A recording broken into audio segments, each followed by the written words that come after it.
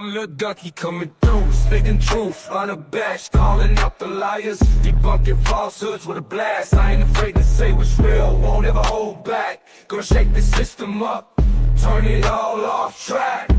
I see through the smoke, the mirrors in the disguise, expose their hidden agenda. No more room for their lies. The truth is my weapon, I won't let it be concealed.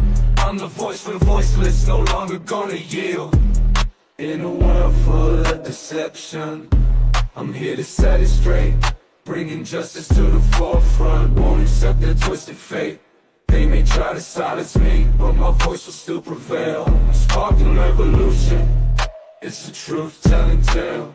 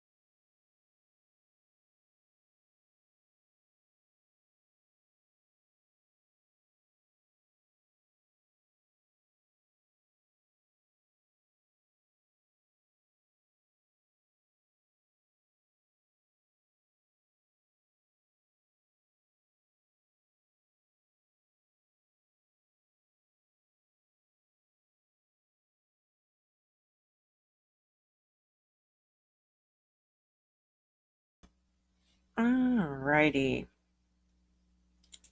I was trying to see if it would let me tweet out this live.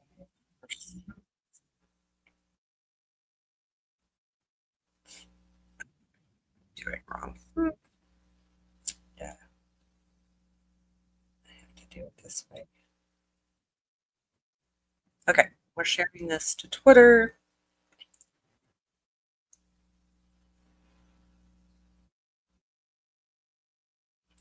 Going live.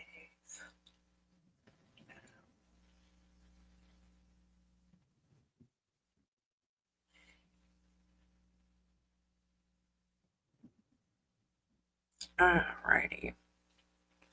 Alright,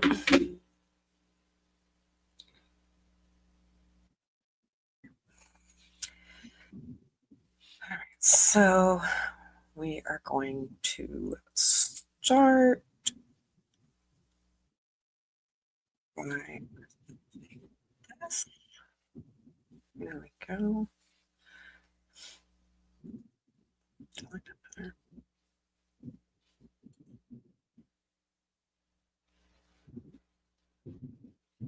We'll just do that. Okay. So today we're going to go over Owens V Echard, Clayton Echard's response to the appeal brief. Most of you have probably watched your channels, but we're going to go through it and I'm going to give my thoughts and opinions, which may be the same or different. So let's start it. So we have in the Court of Appeals of the State of Arizona, Division 2, Laura Owens, petition appellant versus Clayton Echard, respondent and appellee. In the Maricopa County Superior Court, appellee's answering brief. And this is written by Mark Reisinger out of Nick Law's practice. He is their appellate attorney. And then it goes through the table of contents. So they've got the statement of the case, statement of the facts, procedural history, statement of issues, jurisdiction, and then an argument they have, the court did not sanction Laura under Rule 26, did not err by awarding attorney's fees under other authorities. Issue 2, Laura has not shown prejudicial error by judicial misconduct 35. Issue 3, the trial court correctly awarded attorney's fees under ARS 25324, 25415, and 25809. Issue 4, the trial court did not abuse its discretion in awarding fees for reasonableness and other litigation misconduct after denying Laura's motion to dismiss.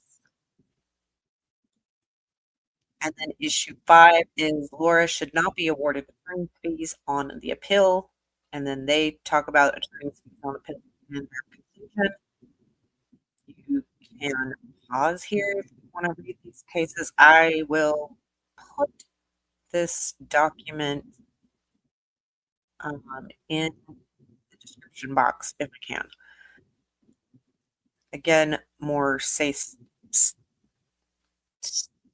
law that's used in the appeal. Statement of the case. This somewhat unusual case comes before the Court of Appeals following paternity litigation without a proven pregnancy or credible evidence of intercourse that could have produced one. Although the opening brief makes sweeping claims of jurisdictional deficiency and judicial misconduct, the core issue is whether a person may, 1, file a petition alleging paternity, 2, fail to provide objective sufficient proof of pregnancy, 3, tamper with evidence and lie under oath, which no, you can't do those things, 4, opt out of the litigation, consequence. That is pretty much what is trying to be discussed here. Can you do this and walk away without anything happening to you? Can you file frivolous cases if you eventually try to dismiss them? I don't think the appeals court is going to agree with that, but we shall see. Statement of facts and consequence free. The trial court determined that Laura Owens could not do those things without making Clayton Echard whole for the fees he incurred to defend himself. This appeal followed. Statement of facts and procedural history. Because this court generally defers to the findings of fact of the trial court and most of its factual findings are not challenged, Clayton will provide a new and comprehensive summary of the facts and history. 1. Laura filed various motions at the beginning of the action were dismissed by the court, motion to communicate, expedite motion to seal, etc. For the sake of conciseness, these filings are not part of the summary, but are present in the under advisement ruling issued June 17, 2024. Additionally, although there were 2 companion actions, an order of protection and an injunction against harassment that occurred during the underlying paternity action, see footnote 2, namely a protective order action brought by Laura against Clayton, which was heard before Judge Duty, Commissioner Duty, and an injunction against harassment brought by Clayton against Laura, which was heard in 2 settings before Judge G. Both actions were made part of the record for the paternity action by the trial judge. Then we have, they are only discussed to the extent of the relevant to the judgment in this case. On May 20th, 2023, Laura performed oral on Clayton. See footnote 3. Laura allegedly there was non-consequential sexual intercourse, but this was not alleged until initially in the court filings. It was not alleged until 2024. Her good old attorney. Yeah, this is not something. I mean, she even checked a box that says there was no like stuff like that happening, no domestic abuse, nothing. And that would fall under that and other things. So are you perjuring yourself there or are you perjuring yourself here? See where the problem lies, Laura?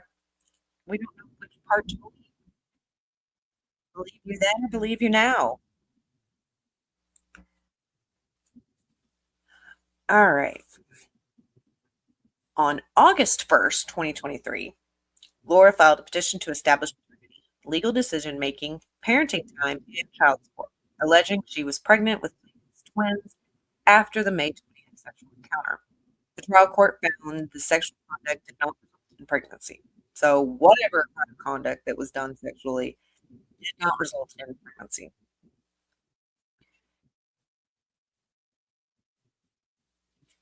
Laura has, and this says HCG tests. Laura has a medical history of diagnosed conditions that affect the likelihood of pregnancy, including epilepsy, syndrome, which is PCOS, and supposed ovarian cancer, which she denies. Now, one of those things. Do I believe you then or do I believe you now? I don't believe anything you say. Laura has had PCOS since the age of 17 and does not have regular menstrual cycles.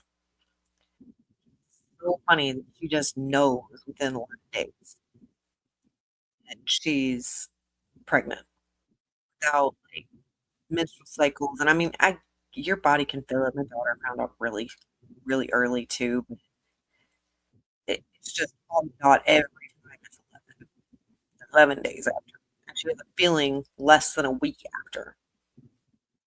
It's just crazy.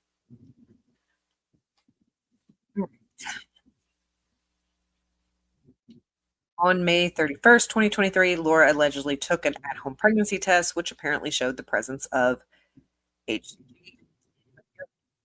This was the fourth time she had tested positive for pregnancy in her lifetime that we know of. All prior alleged fathers believe she fabricated the pregnancy and doctored medical records. On June 1st and 19th, 2023, additional urine tests showed the presence of HCG. One at urgent care. Just look at my patient portal. Just you can see my patient portal. Nobody wants to be in the portals. Another completed at Clayton's home.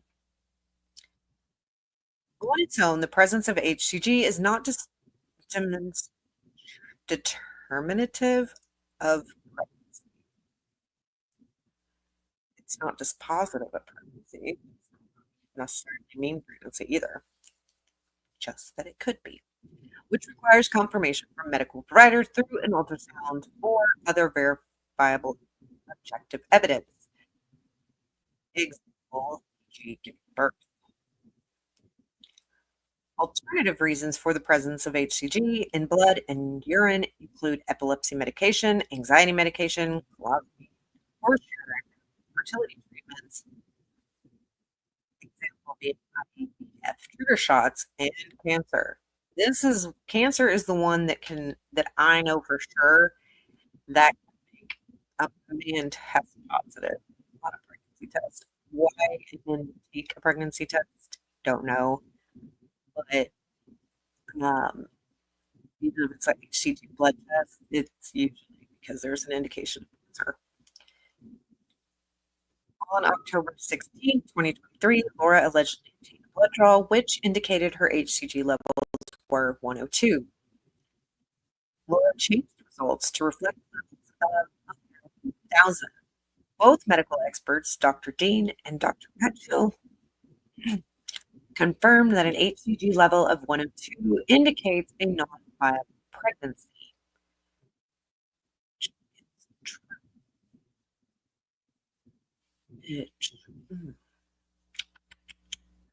I wonder.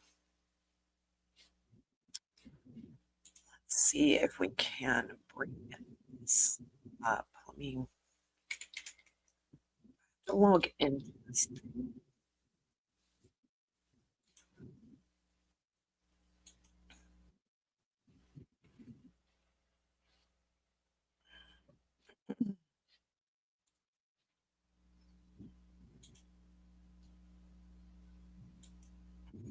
Let's see if I can log in. Let's log into.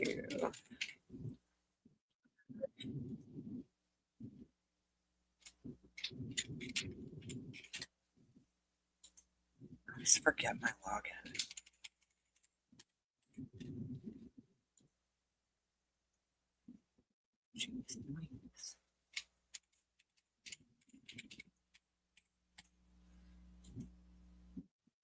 There we go. Okay. All right. Let's search.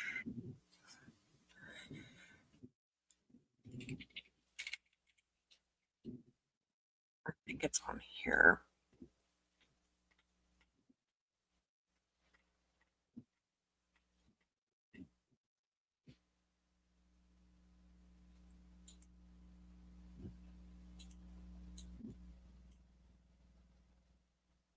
Okay.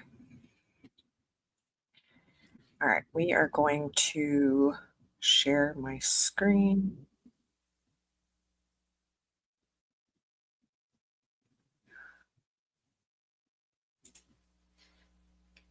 All right. And here are her thoughts on that.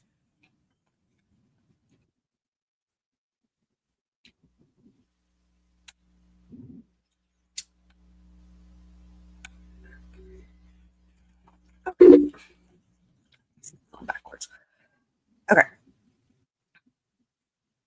All right. Share screen. Okay.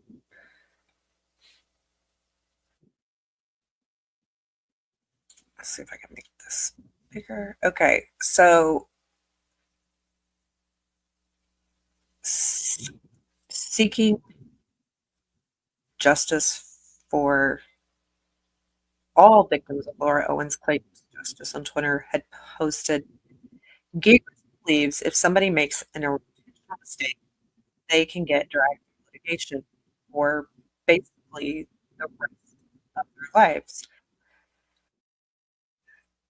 They just need to pay there's attorney's fees incurred in responding to the mistake is pretty straightforward. I mean, I agree with this. And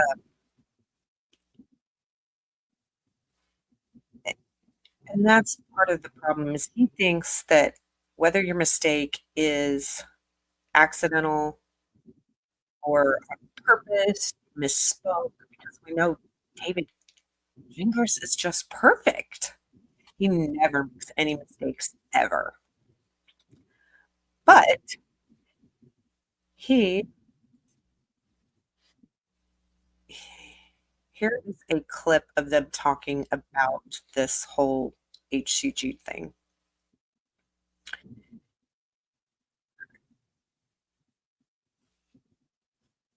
I'm terrified because what he's saying is that if anybody makes a mistake, intentional or unintentional, they can get dragged through litigation for basically the rest of their lives trying to look at, did they make the mistake in good faith or bad faith?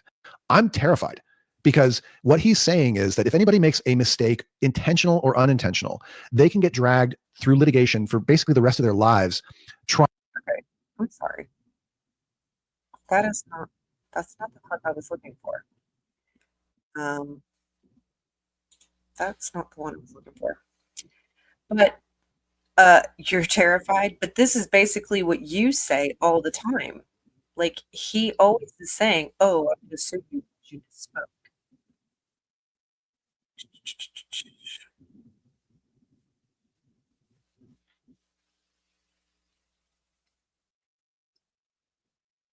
Okay, let's go through this clip too. We're just gonna go through all these little clips because I think.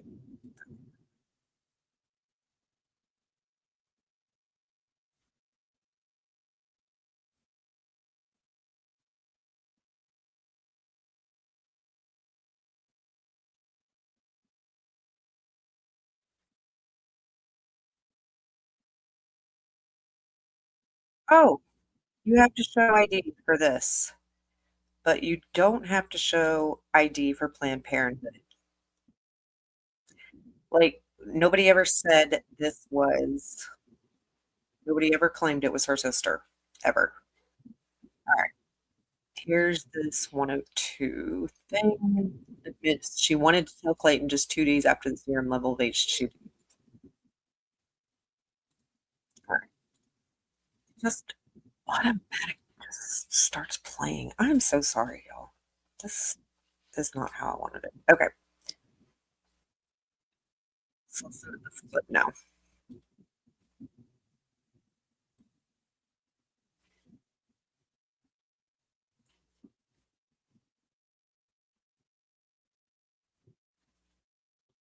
in October.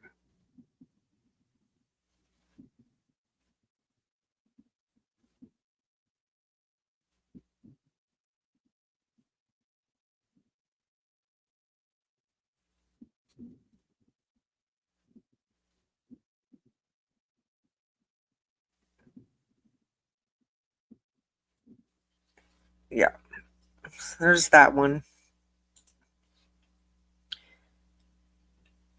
And then stop doing that. Okay, let's go to this one now.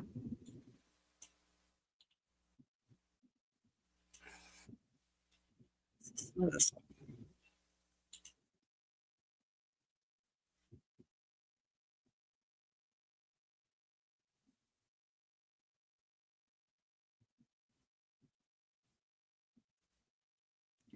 But you had 3 paternity tests. So how could you still not prove it when you had 3 paternities before any of this stuff happened?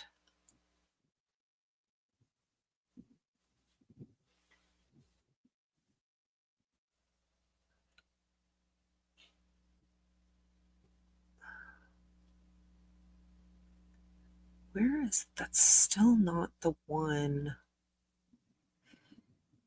Am I even sharing these? No, it wasn't. Y'all couldn't hear those. Oh my gosh. Somebody should have just yelled at me. Okay. Share screen. Let's go back here. Forget everything that was happening just now. Okay.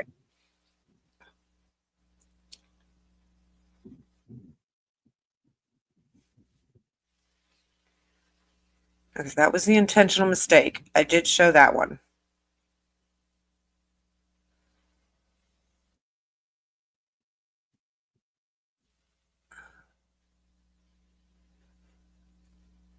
All right. We are going to share this one. There were no babies. Laura failed to meet the burden of proving Clayton was the father. Well, since you had withdrawn that claim 6 months earlier, I'm not surprised that you failed to meet the burden of a claim that you tried to drop because it was moot. There were no babies to prove. Laura failed to meet the burden of proving Clayton was the father. I don't like to listen to myself in my mouth either. But she had 3 paternity tests, 2 that said little to no fetal DNA. It was before all this time. So she still should have met the burden before this supposed miscarriage, quote unquote. All right.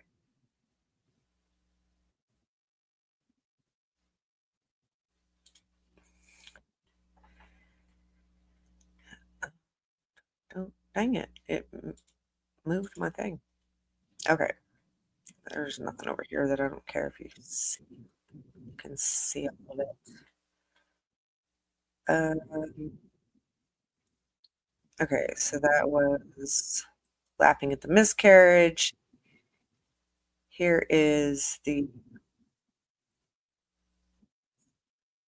102. Recall that on November. Okay. All right. They're trying to. You've told me, Laura, that the reason you asked for mediation was to tell Clayton that the babies were gone or that the pregnancy had failed, and you made these statements about you act as if the unborn children don't exist. Okay. Recall that on November 2nd, testified being 24 weeks pregnant. So in October, she wanted to tell him because of this 102 number. It's like, oh, she testified to being 24 weeks pregnant. Yeah, she did.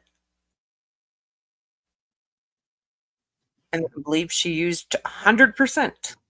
When, if you have a 102, you're not 100%. By percentages, only liars speak in percentages. twins weeks after she already knew she was not pregnant. That's just false. It's not. You did not know that you were not pregnant. You knew that the number was bad. You knew that the 102 was not consistent with it going to be a healthy baby. They're trying to. Okay. So there was that one. Dang it. Okay. Press the back button. All right. And then I'm sorry, I should have had these all pulled up. Okay, and here is where she knew about medical ID. I don't know if I showed this. We're going to show it again. She needs one to get blood drawn, but she apparently didn't need one to go to Planned Parenthood. So on October 16th, yeah, that's you allegedly obtained a blood draw. I mean, they subpoenaed the records from the place. They have the results. Well, no, hang on. Let's be fair. Let's be fair. You could have sent your sister, right? I mean, oh, come on. Yes, they subpoenaed. You have to show ID. You have to show ID. So no, I couldn't have. Okay, so you have to show ID. You have to show ID. Come on.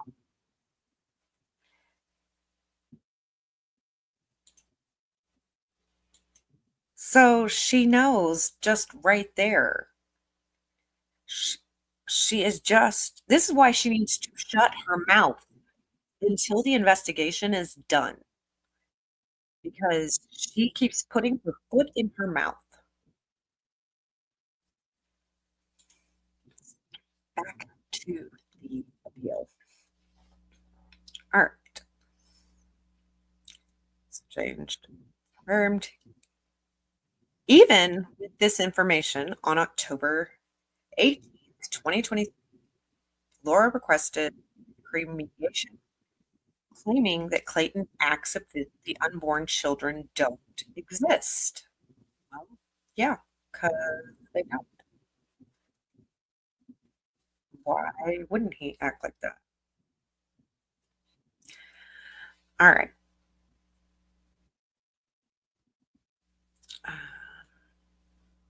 Acts like they don't exist despite a preponderance. Sick. That's the way of saying, hey, just kidding. I know it's preponderance. Of the evidence. Additionally, on October 24th and November 2nd, 2024, Laura testified before Judge G.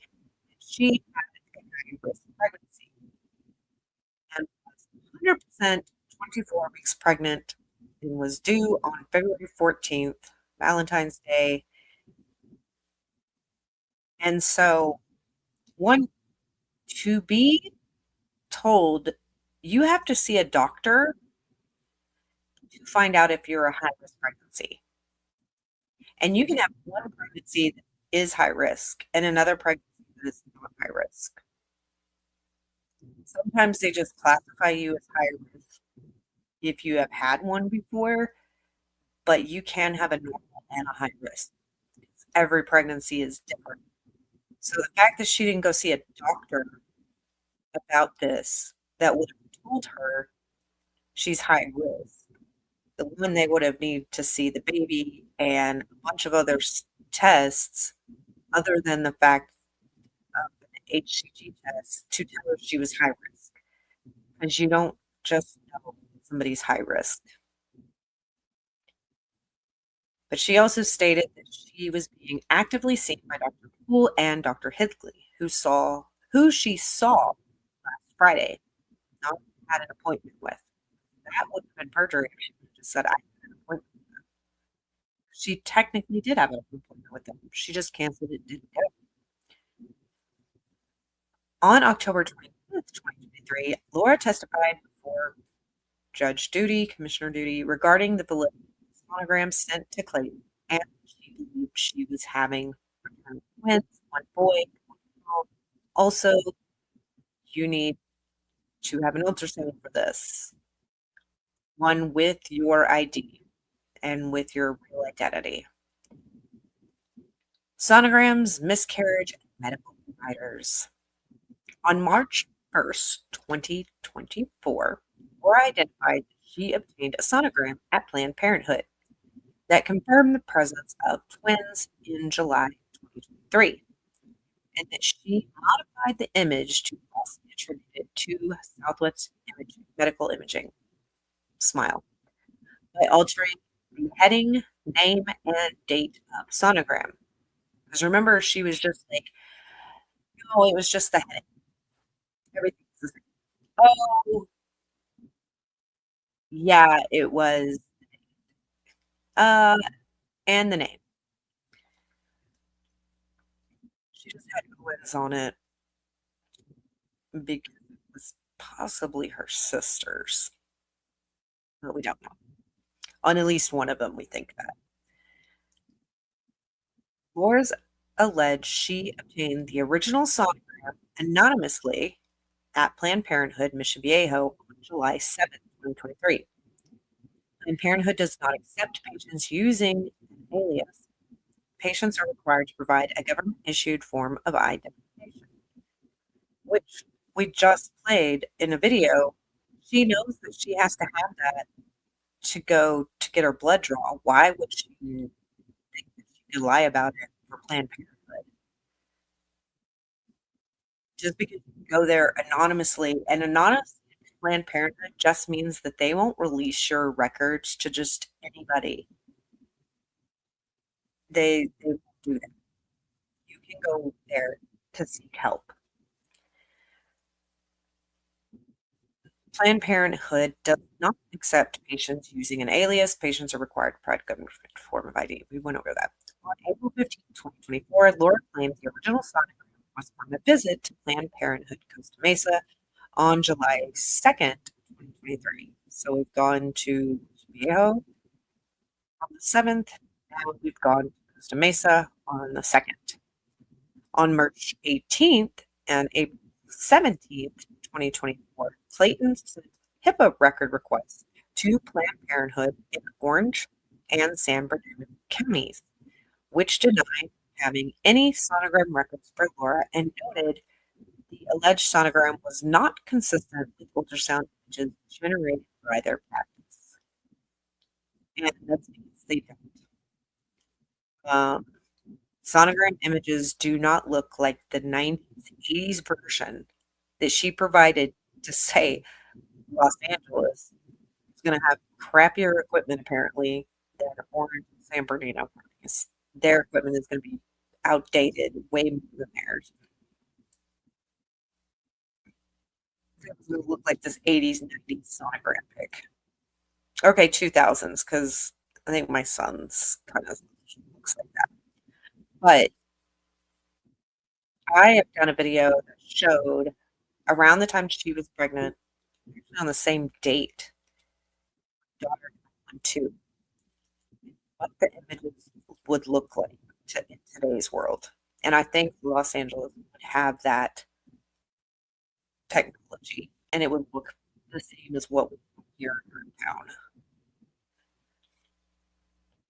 Then, for the first time on trial, on June 10, 2024, Laura testified that the sonogram was from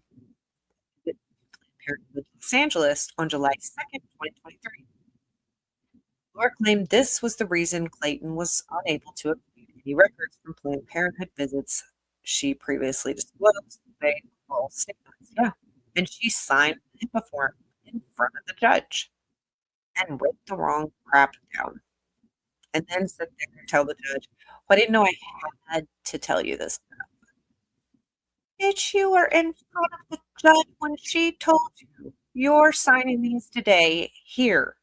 Because she was tired of all the nonsense. She didn't say that. She made you do that. On February 21st, 2024, during a status conference, Laura stated she has miscarried sometime in September or October 2023. On March 1st, 2024, Laura alleged that she passed 2 sacs which appeared to have a membrane in it, September or October 2023. Laura later claimed she passed the tissue on July 23rd, 2023. Laura alleges did not experience heavy bleeding and spoke with an online provider. Ma'am, if what you had was a clot, that was heavy bleeding for a period. Maybe. I don't know. I have a picture that I feel like kind of represents what she did. I'm not going to put it on here because it's gross and TMI, but like if I zoomed in close to the blood clot I had in my lungs, they ended up popping up part of. I could tell you about it. I don't want to show you it. If I zoomed into it and I like edited it really well, and then I stuck it next to Laura's disgusting images too, our images would probably look very similar, and neither one are babies from, in my opinion. I know mine's not a baby, but I don't think hers is either. So a blood clot that I had popped up from my lungs when I was sick in October is going to look identical to this so-called miscarriage Owen says she had. It's not. I think it is a form of a blood clot, but it's her cycle, which is still gross. So if you want to look up images like that, you can. I'm not going to show them. I wish I could because I'm like, this stuff looks just like that. And I did not have those glands in my lungs. That is, I think I would have died if I would have had those glands in my lungs. But I'd probably be rich because I'd be at medical. All right. So she appeared to have membrane. All right. September, October. Later claimed she passed the tissue, heavy bleeding, spoke to an telehealth provider. Speak to a telehealth provider. If she did speak to one of those, she also spoke to a frontline person. And maybe we're just calling it a telehealth because that's what she was calling it. She tends to say what she says. Her, who found it hard to tell whether Laura had a miscarriage and advised her to seek in-person care, which she did not do. Laura alleged she took additional HCG tests on July 25th, 2023 and August 1st, 2023, which were positive. Laura made 4 appointments with Dr. McCool and a maternal fetal medicine specialist in the month of 2023. Laura rescheduled 3 of the appointments and canceled the 4th. That's what she could have said. Well, I had appointments for those doctors, not saw those doctors. That's where the lie came in. In the injunction before Judge G on October 24, 2023 and November 2nd, 2023, Laura testified she actively had a high-risk pregnancy, was 24 weeks pregnant and was being seen by the school and Dr. Higley, who she saw last Friday. On October 24th, 2023, October 25th, 2023, and November 2nd, 2023, Laura was seen standing and moving what appeared to be his abdomen, or what we call the moon. In the OP and IH hearings, Laura's records show she was never treated by McCool, Dr. Higley, or any other in-person obstetrician or gynecologist. On November 14, 2023, Laura took 2 pregnancy tests at MomDoc, which confirmed she was not pregnant. She disclosed that MomDoc appointment to Clayton February 23rd, 2024. So the very end of February, she confirmed the MomDoc appointment, which she never mentioned before. Not even Corey Keith had taken over. I don't even think Corey Keith knew about this MomDoc appointment. No, he wouldn't. I don't. Is he the attorney then? So I don't know. She had so many attorneys. I can't even remember. Anyways, paternity testing, boy, girl, twins, and procedural history.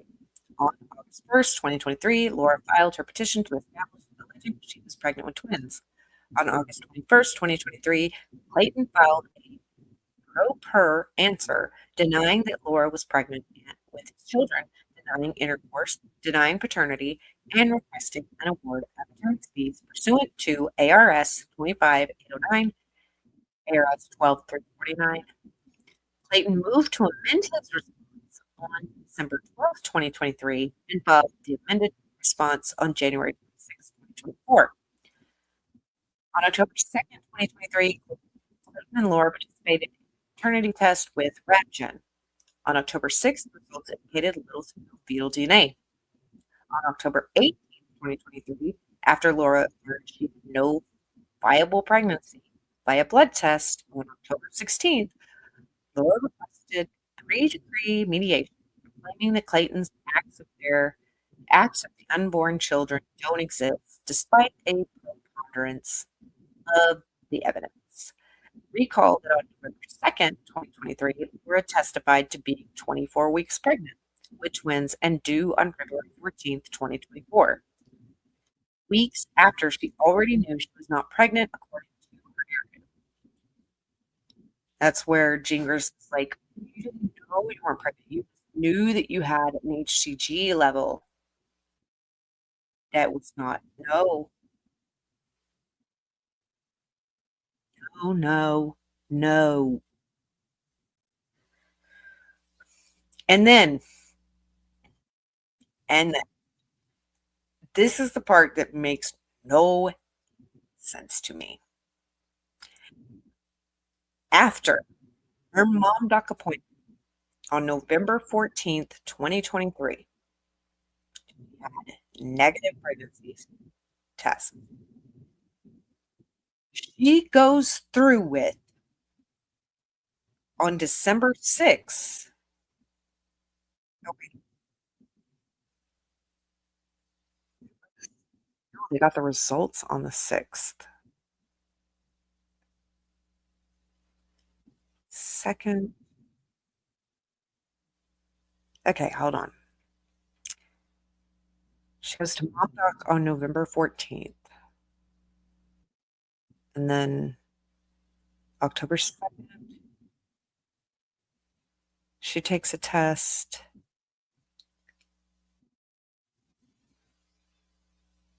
October 16th, she learned about she had the 102 HCG level. And then they got a result on the 6th. So I'm still thinking, with the quick turnaround rate of October 2nd to October 6th, the first test, that she found out she was not pregnant on the 14th. And then still, after she found that out, she still went to RadGen to the paternity test to show that he was the father. And they got the results on the 6th. It indicated little to no fetal DNA. And then the third ones were lost in transit. She still did a third test even after December 6th. She did 2 tests after she knew from her mom doc appointment that she was not pregnant. And you want to tell me that Clayton earned no fees in this BS lawsuit? Because great, he wins his attorney's fees. He is still out about $1,400 just in paternity tests, which to me is like $1 million, which, like $1,400 is a lot to a lot of people. It's a lot to me. So don't tell me you tried to stop this and drop all this and do everything you could when you knew for a fact that your mom doc appointment on November 14th was you were no longer pregnant. That is a BS lie, and it's on pages 11 and 12 of the appeal brief. You're an effing liar. You give women a bad name, and that's why we cannot believe all women, because of women and bitches like you. Sorry. It pisses me off. I have the dates right in front of me, so I have never like fully had the date connected on that. So sorry about that tangent. Moving on. On December 12th, 2023, Clayton filed a notice of filing affidavit of non-paternity. On December 28th, 2023, Laura filed a petition to establish paternity, legal decision making, parenting time, and child support with prejudice. Motion to dismiss. Allegedly, she was not now pregnant with respondent's children.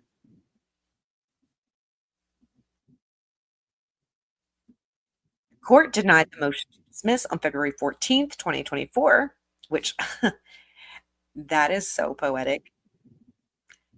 That on her due date, the court denied her motion to dismiss.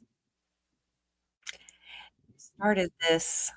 Now on your due date, we are going to finish this, whether you have babies or not.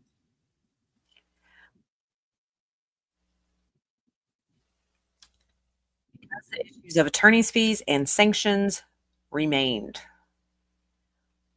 On January 2nd, 2024, Laura filed an expedited motion to quash her position, which the court denied after the briefing. Yeah. But she still didn't go, even though the court said you need to go. Granted, that was Corey Keith's doing. He was looking out for his client. On January 3rd, 2024, Clayton filed a response/objection to Laura's motion to dismiss and a motion for sanctions pursuant to Rule 26. Laura did not appear for her first scheduled deposition. On January 17th, 2024, Laura filed a motion for confidentiality preliminary protective order referencing a miscarriage for the first time.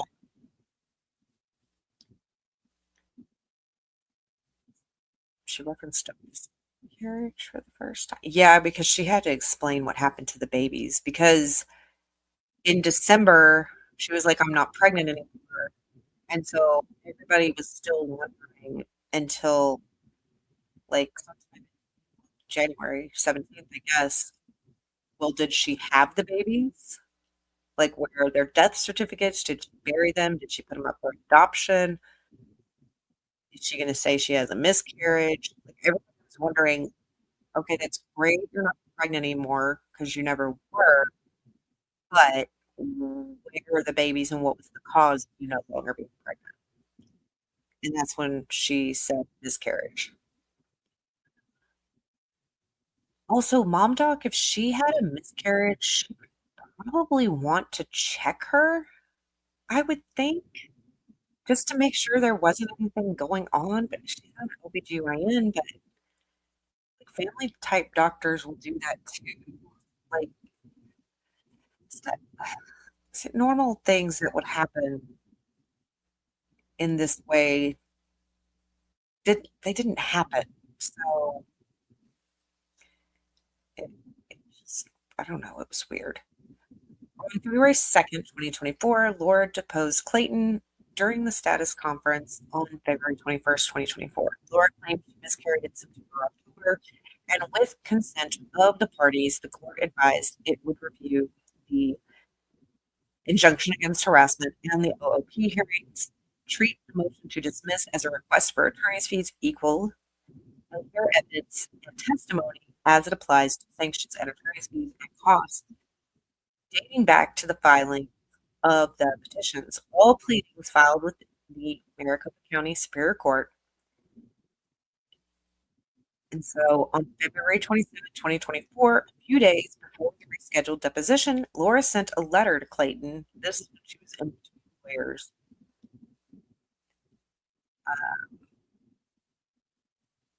Or I think it was in between lawyers. She just lost one, or her lawyer was not babysitting her. But Laura sent a letter to Clayton indicating she would sue him for approximately $1.4 million unless he agreed to unconditionally dismiss the paternity action. So you could be charged with extortion as well as perjury and tampering with evidence. And then you've got the also fraudulent trying to do a fraudulent chargeback. Even though you didn't succeed, they didn't get their money back because you did the right thing. They did the right thing because they found out you were lying, like Stripe, not the creative studios. So you just keep racking up these criminal activities. Keep on doing it because you're going to land in jail.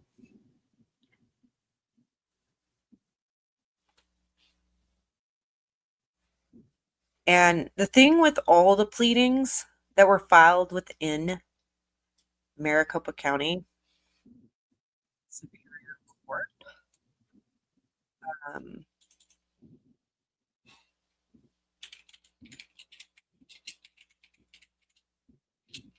let me see here.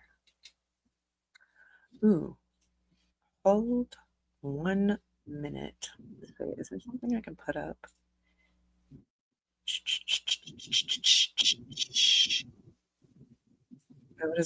What does this music sound like? Let's find out. Hold on.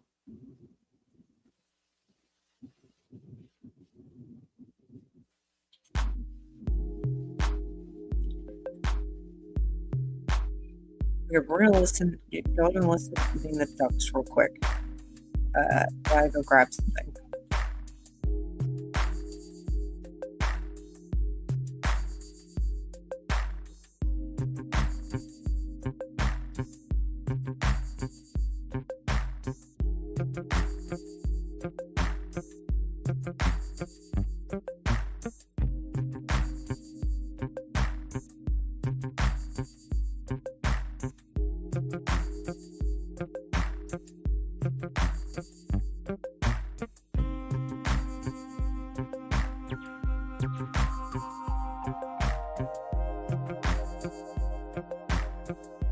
Okay, I'm back. We'll turn that off. Sorry about that. Okay, I want to pull this up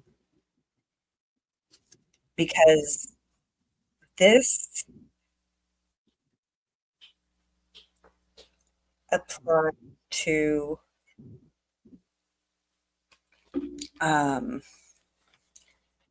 Congress talking about Judge Mata followed my blog. Like, she went and looked at my blog. She did independent research that she wasn't supposed to do. So I wanted to show this. Okay. All right. Let's see. Documents. Okay. This one is 410. Okay. All right. Here. Stop sharing that screen. All right, we're going to present. Share screen. All right.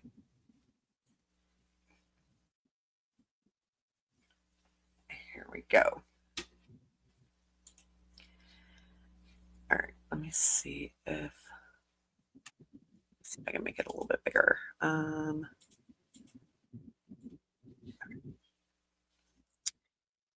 Page 5. All right. So we're going to scroll to page 5. And it puts. So first, this is where he's talking about, like, when it talks about Gingriss's blog posts, theories, and all of that. And everything.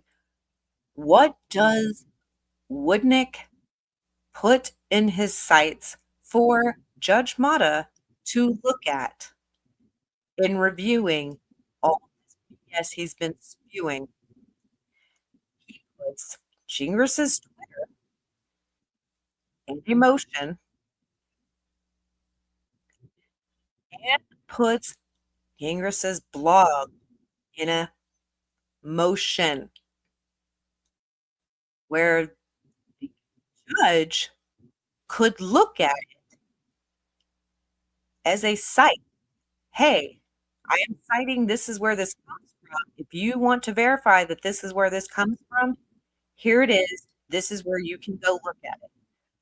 So I wanted to show y'all this because if she was, as they were saying,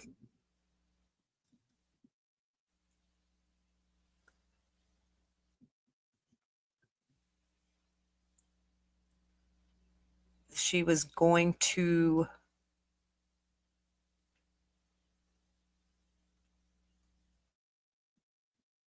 did I lose my place?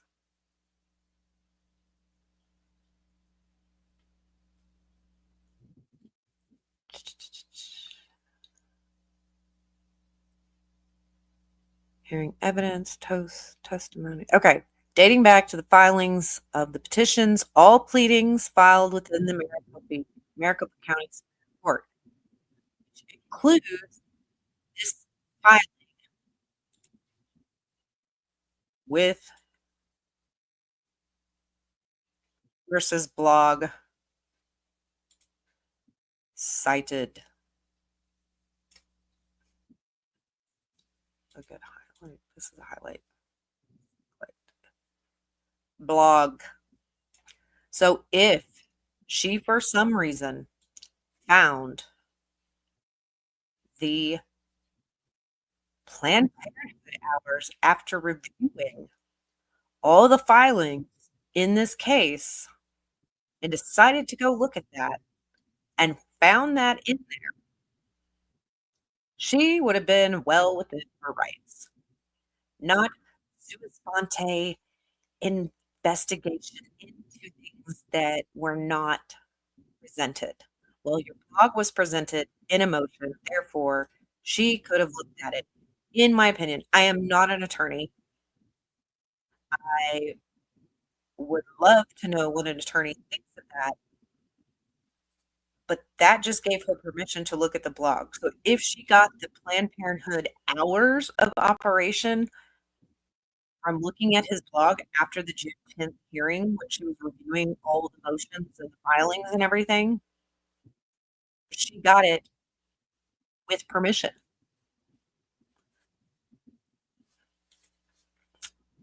Not that it matters because Rule 26 wasn't on the table, but just to further prove Gingras is wrong. She didn't just go by what was at the trial. Okay. Yeah, did all that. Laura later claimed she passed tissue on July 23rd. March 11th, they filed a motion to compel Laura to disclose alleged Planned Parenthood records, the image of the two sacks, the name of the telephone provider she spoke to on the day of the alleged miscarriage, and a motion or file from 2014 paternity case granted on April 9, 2024.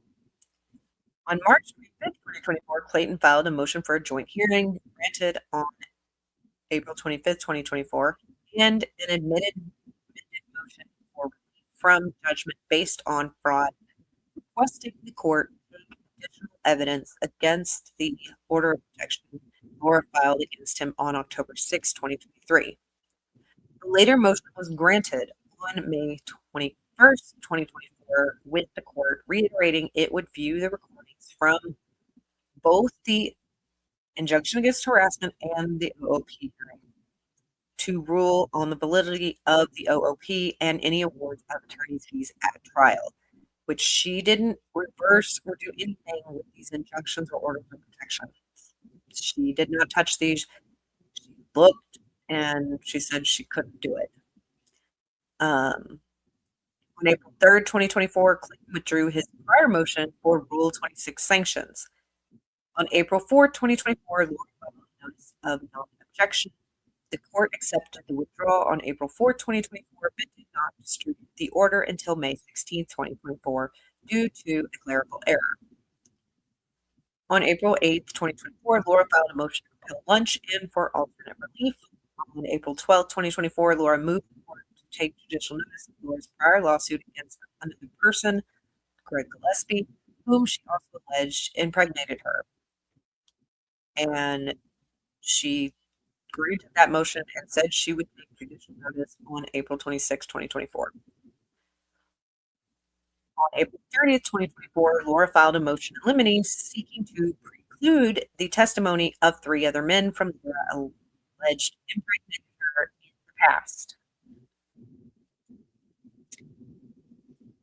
On May 10th, 2024, Laura filed a motion for judgment on the pleadings and a renewed motion to dismiss, which the court deemed moot and therefore denied on May 2024. On June 3rd, 2024, Laura's prior counsel filed an Ethical Rule 3.3 notice of candor indicating that Mr. Corey Keith's statement at the status conference that Ms. Owens has not lied in this case was no longer true, considering Ms. Owens' deposition on March 1st, 2024. That's when he was like, lying to me? I cannot represent you because I cannot get up there and tell these lies and back you up. Like, no, I'm not doing that for you. My license taken away if I got up there and lied. I have to make a living and support myself and family or whoever supports. Trial, final judgment, and post-trial filings. From May to June 2024, the parties filed various other motions, requests, and statements in preparation for this trial. The court held an evidentiary hearing on June 10, 2024, and issued its final judgment in the form of an under advisement ruling, UAR, on June 18, 2024. The UAR summarizes the history, the court's findings, the legal analysis of various issues presented, and the relief awarded with substantial detail. As to paternity, the court found it could not establish Laura was pregnant as a threshold matter. The court then further elaborated that Laura failed to meet the burden of proving Clayton was the father of the alleged pregnancy. Yeah, well, if you're trying to take a paternity test after you have a non-positive HCG test, it's probably not going to go very well. But you still wanted to continue with these shenanigans. Court granted request for a finding of paternity.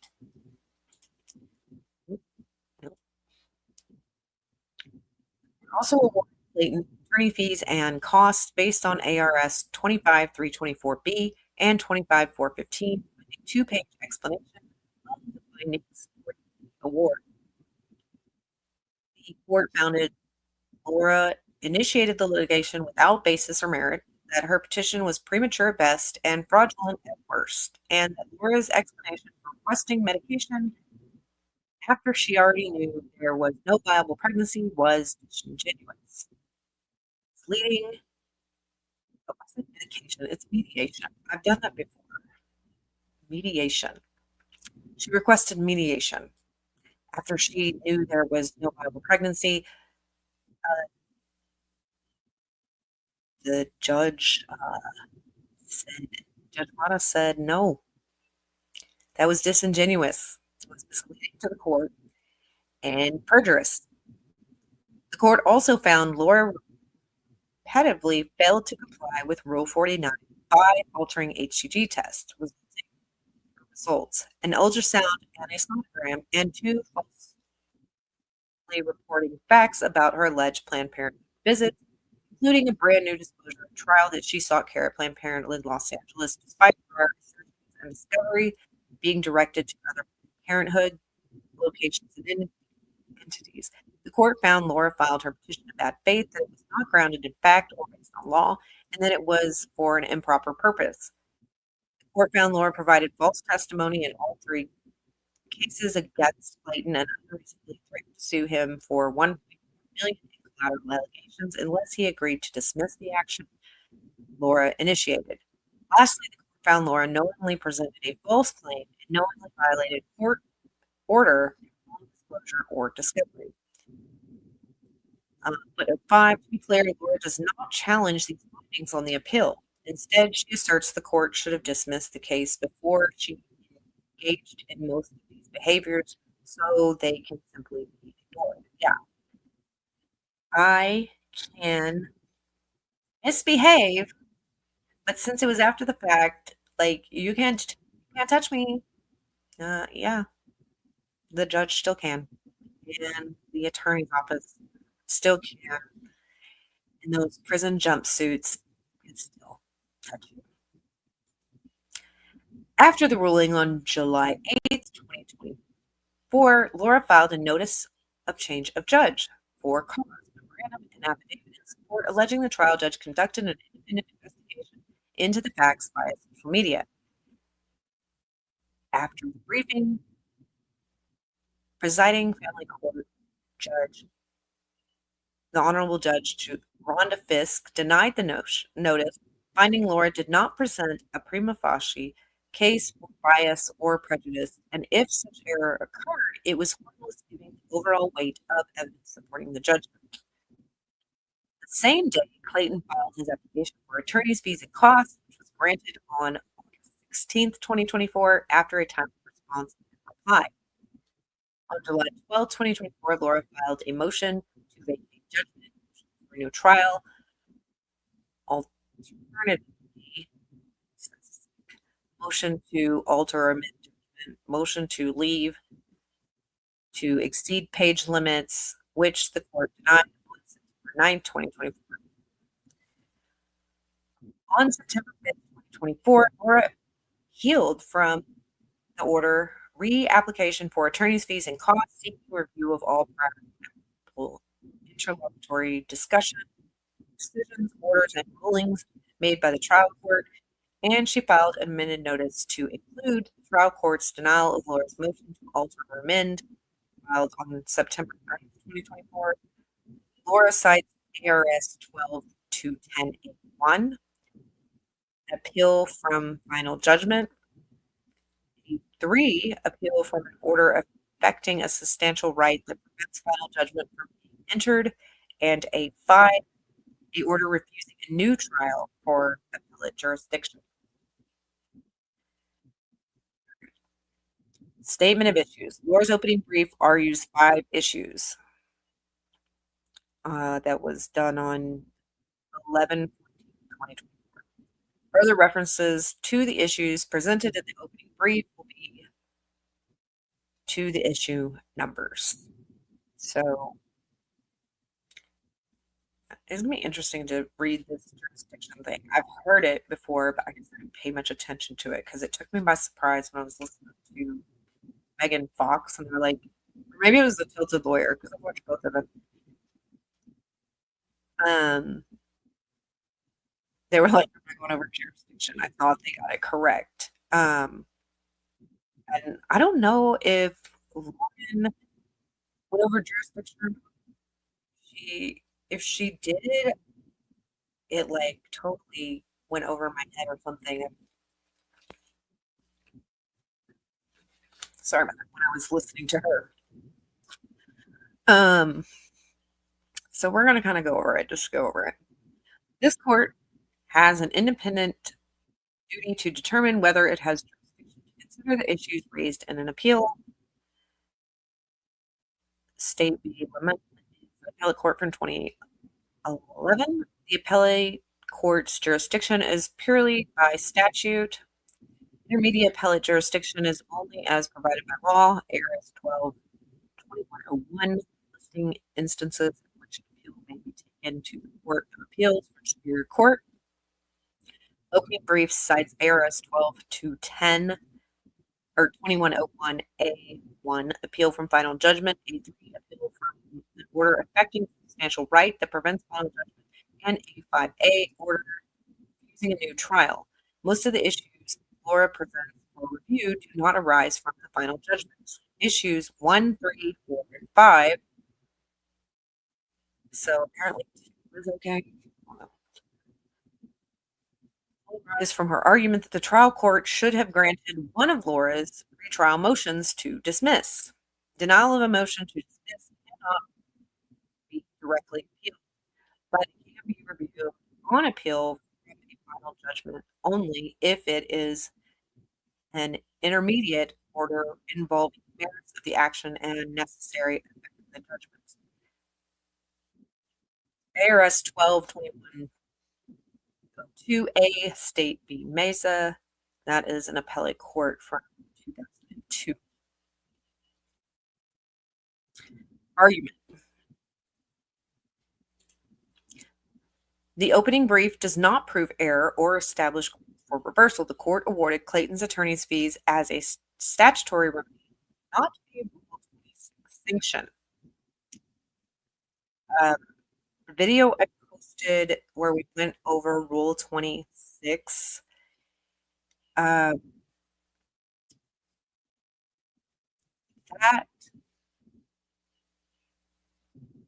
video, I was saying that it wasn't considered a sanction. I mean, some consider it a sanction, but it's not. Attorney's fees is not necessarily a sanction. A sanction would have been something on top of an attorney's fees. But I guess it depends on how you view it. But as he was saying, the fees were done as a statutory remedy, not a 26 sanction. I don't think it was considered a sanction, period.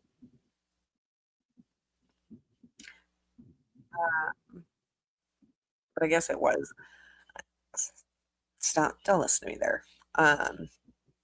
Attorney's fees is, I guess, a sanction because she did things in bad faith. But all right, making most of Laura's argument categorically inopposite. There is no safe harbor provision to avail a party whose conduct falls short of their duties under Arizona Procedure 49, knowingly present a false claim or violates a court order compelling disclosure discovery under ARS 25-415, or acts unreasonably under ARS 25-324 and 25-809G. The opening brief freely admits that Rule 26 safe harbor applies only to the conduct that allegedly violated that rule. For that reason, Rule 26 safe harbor must be construed as not only shielding litigants from punishment under Rule 26, but also from punishment under any other authority, to the extent the punishment is based on the same conduct that allegedly violated Rule 26. Issues 1, 3, 4, and 5 rest on the same mistaken assignment of error, and they all must fail for the same reason. The court did not err by denying Laura's motion to dismiss and acted within its authority to award Clayton's attorney's fees under Title 25 statute. Moreover, Laura has not proven reversible error in the form of misconduct by a trial judge as alleged under Issue 2. Clayton contests the sufficiency of the evidence Laura presents to establish such error occurred. Even if those facts are accepted as both true and sufficient, the standard in Title 25 cases is harmless error. Statement of issues. Laura's opening brief argues 5 issues. Okay, I don't know why I have that page. I am missing page 20. Now I have to go find page 20. Okay. I should just read it like this. Damn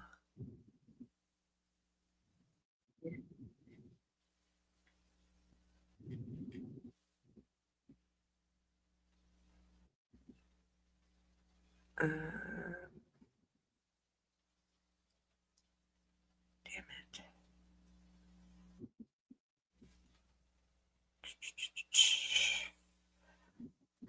Why can I not find it now?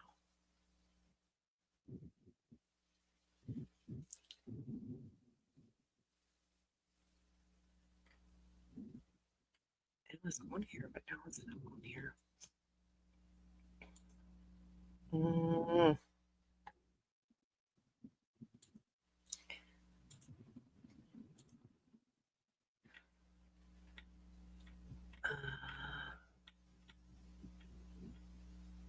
Darn it, darn it, darn it.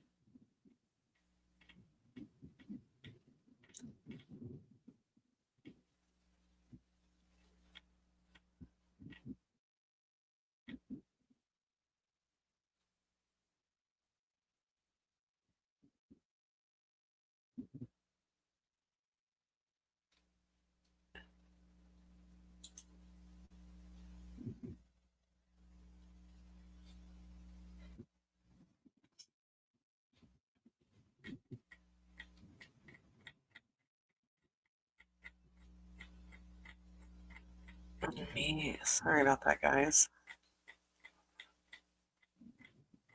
Usually I check order. Okay. Let's take this down and we can just actually read from this thing over here. So, present. Oh, sorry.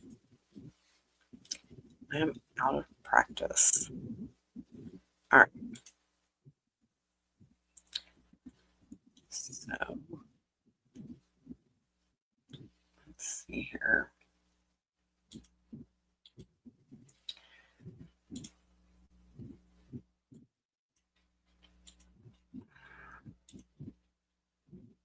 Let's do it like that. Hopefully you guys can read it. All right.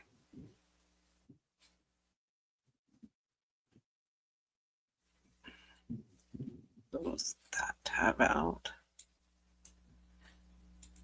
Okay.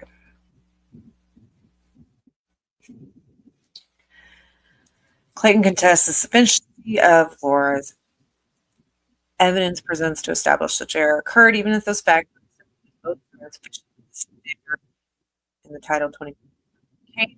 It is not structural error. An erroneous finding regarding a collateral fact issued only for impeachment is harmless, given the overall weight of the evidence in this case. For these reasons, the court should affirm. One, issue court did not sanction Laura under Rule 26. Nope, they did not. And did not err by awarding Clayton attorney fees under authorities. Standard sanctions was reviewed for abuse of discretion. Lund v. Donahoe, appellate from 2011. The court did not sanction Laura under Rule 26. The first threshold of the argument is whether the trial court sanctioned Laura under Rule 26 at all, which they didn't.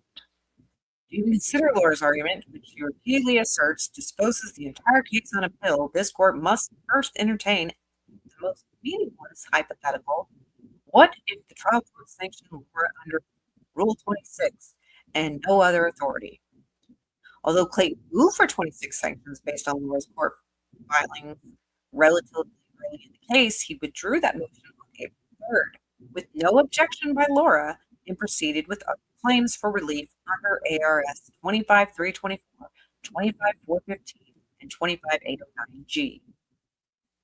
By the time of the trial in June, there had not been a pending Rule 26 motion for over 2 months.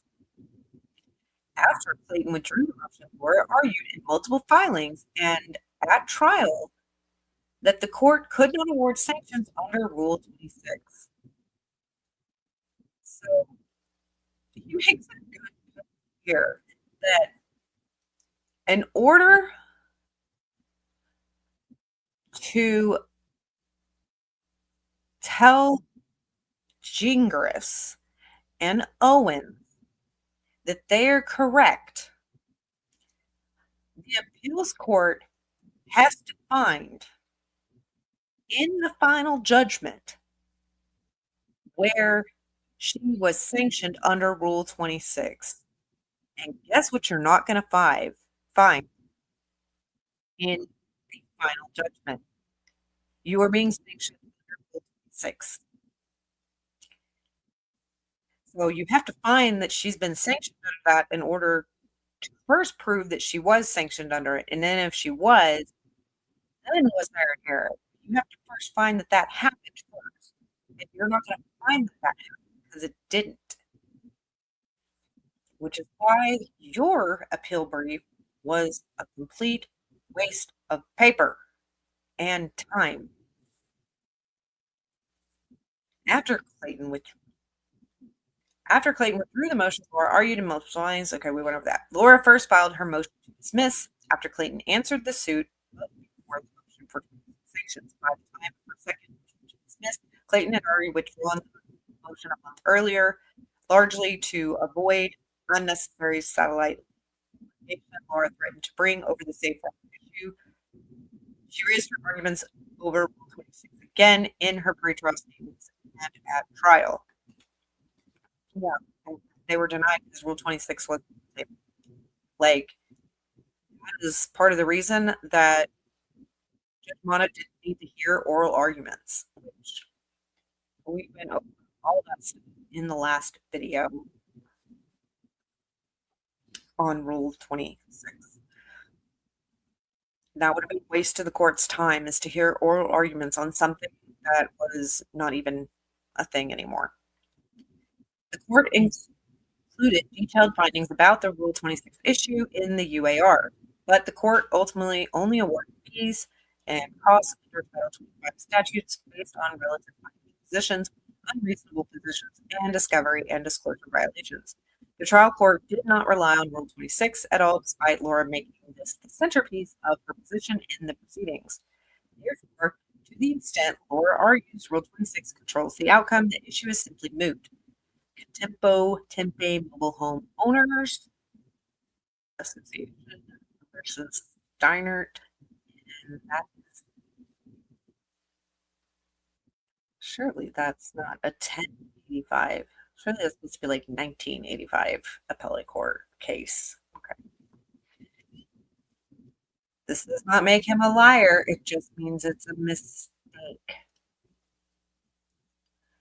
The parties can debate various issues, whether Arizona Rules of Family Law Procedure 26 and ARCP, Arizona Rules of Civil Procedure, and Federal Rules of Civil Procedure 11 have identical requirements, are governed by the same law, whether Clayton complied with Rule 26, whether Rule 26 requires strict compliance, whether non-compliance precludes divorce and sponte, whether a remedial award of attorney's fees and costs even qualifies as a sanction, and so on.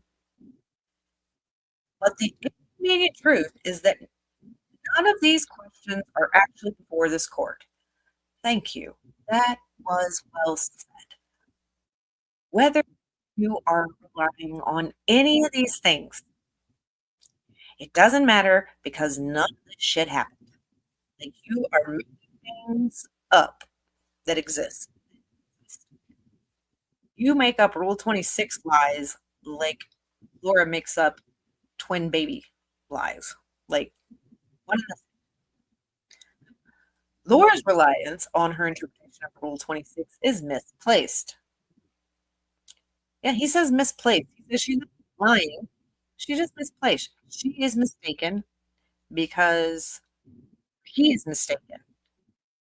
He's just not understanding. Laura, like every other Title 25 litigant, knew that she may be ordered to pay Clayton's attorney's fees when she filed the petition.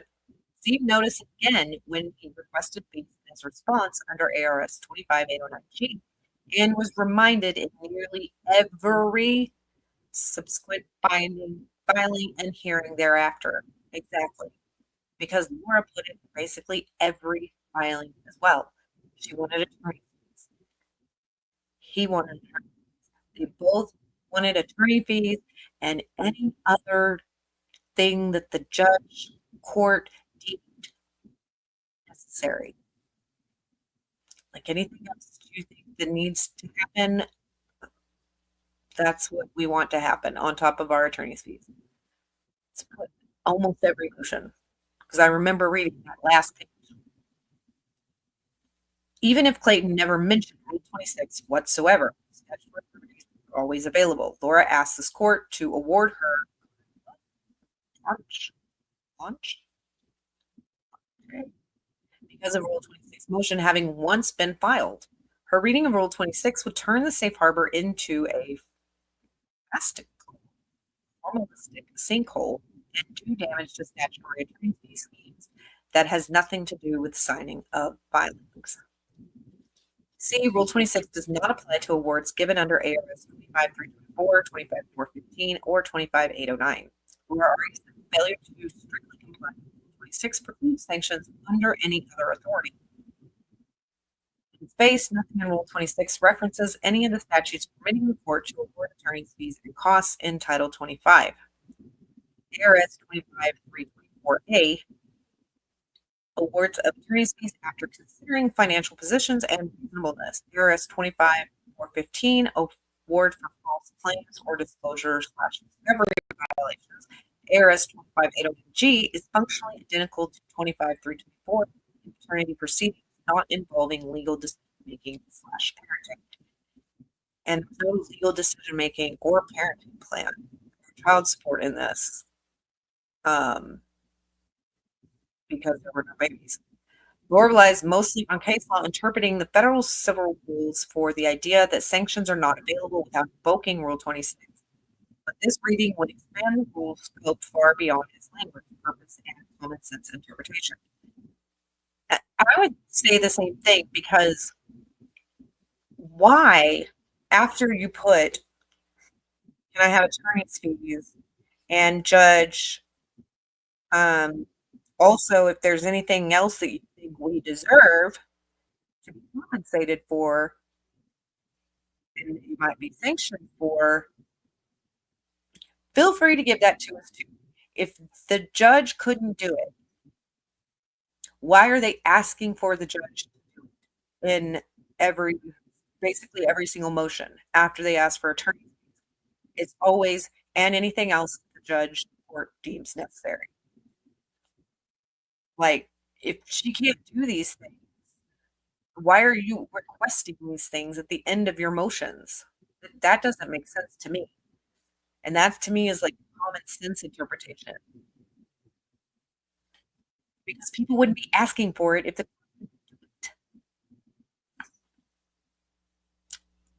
to be clear, Rule 26 and its corollary, Arizona Rules of Civil Procedure 11, applies only to the signing of documents filed with the court. Arizona Family Law Procedure 26A1, by signing a document and filing it with the court, the signer certifies that they have conducted a reasonable inquiry to believe the filing is for a proper purpose, warranted by law, supported by facts. Does that stand for when you sign a HIPAA thing and the judge too? RFLIP 26B1 through 4. If the document is signed in violation of those requirements, the court may impose a sanction. RFLIP 26C1. The remainder of the rule describes the procedure for requesting sanctions under this rule. RFLIP 26C 2 through 3. Before filing a motion for sanctions under this rule, the moving party must, this is added. The Rule 26 says nothing about the myriad factors the court considered and whether to award fees in family law actions, including financial resources of parties, reasonableness of positions, discovery and disclosure misconduct, and or other substantive basis for fees and awards outside the signing of a document. That makes sense, because she, it was based on, not the right purpose. But Rule 26 is not a sanction for disclosure misconduct and discovery misconduct. So she would be allowed to receive a sanction on her discovery and disclosure misconduct because she did have misconduct there, even though she says she had no misconduct. She is in her own deluded world. She's very lucid. Laura's agreement seems to assume that Rule 26 is the exclusive vehicle to request an award of attorney's fees and costs, no authority supporting the interminably broad limitation on the family court's remedial authority. The court's authority to award fees in civil actions is far more narrower, mostly relying on ARS 1249, except in certain actions with these specific fees statutes, example, contract disputes. Well, this is a contract dispute, wouldn't it? Wouldn't you know? Like, Echard didn't sign the contract. No one's disputing. He was supposed to sign the contract so they could have the babies, so that they could have parenting time and child support. But he didn't sign the contract. It's dispute. Just kidding. Of relevance here, Arizona Rules of Civil Procedure 11 Safe Harbor Provision is also codified in statute, see area 12349C. Attorney's fees shall not be assessed if the offending party voluntarily dismisses within a reasonable time after learning a claim is unjustified. There is no counterpart to this provision in Title 25. The court must also consider the practical implications of Laura's argument.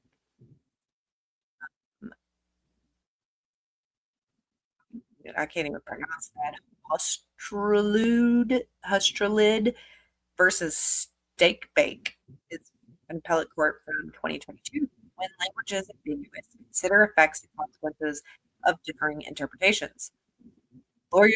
Laura's argument declares that Rule 26, once invoked, affords a party an absolute right to withdraw from litigation with no consequence.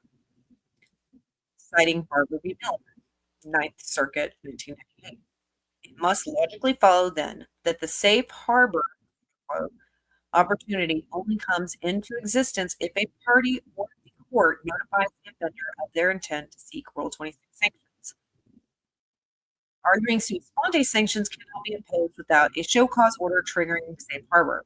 She further asserts that other laws allowing sanctions no longer apply after a party claims a specific act violating Rule 26.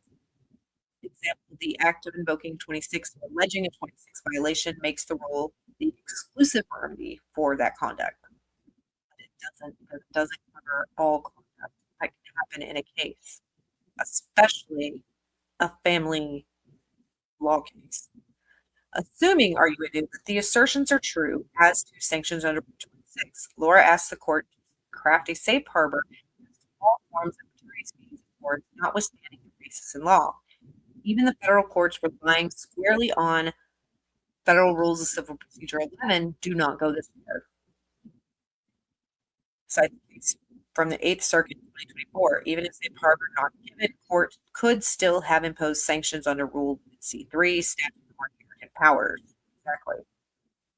Another one is District of Arizona Court, 2007. Plaintiff will have an opportunity to persuade the court that sanctions should not be imposed under other authorities. To me, that would be a show cause hearing. But this argument, if accepted, would assign a talismanic quality to 6 under Laura's interpretation. The filer would have an unconditional right to opt out of litigation no matter how egregious their conduct or unreasonable their position if the opponent invokes that rule. However, if a party never invokes Rule 26, instead pleading a request for attorney's fees under ARS 25-324 other applicable statutes, then the safe harbor opportunity would never materialize. In the surpassing majority of Title 25 cases, that is exactly what happens. A party reserves the right to request fees under ARS 25-324, 25809G, in their response to pleading and never mentions Rule 26. Rule 26 demands are comparatively rare. But you know who brought this up in this case? Wouldn't it? If you would have just stuck to those, we would have not even had to hear all this. But you are forgiven. Because people still don't understand what happened, even though they're in this case. And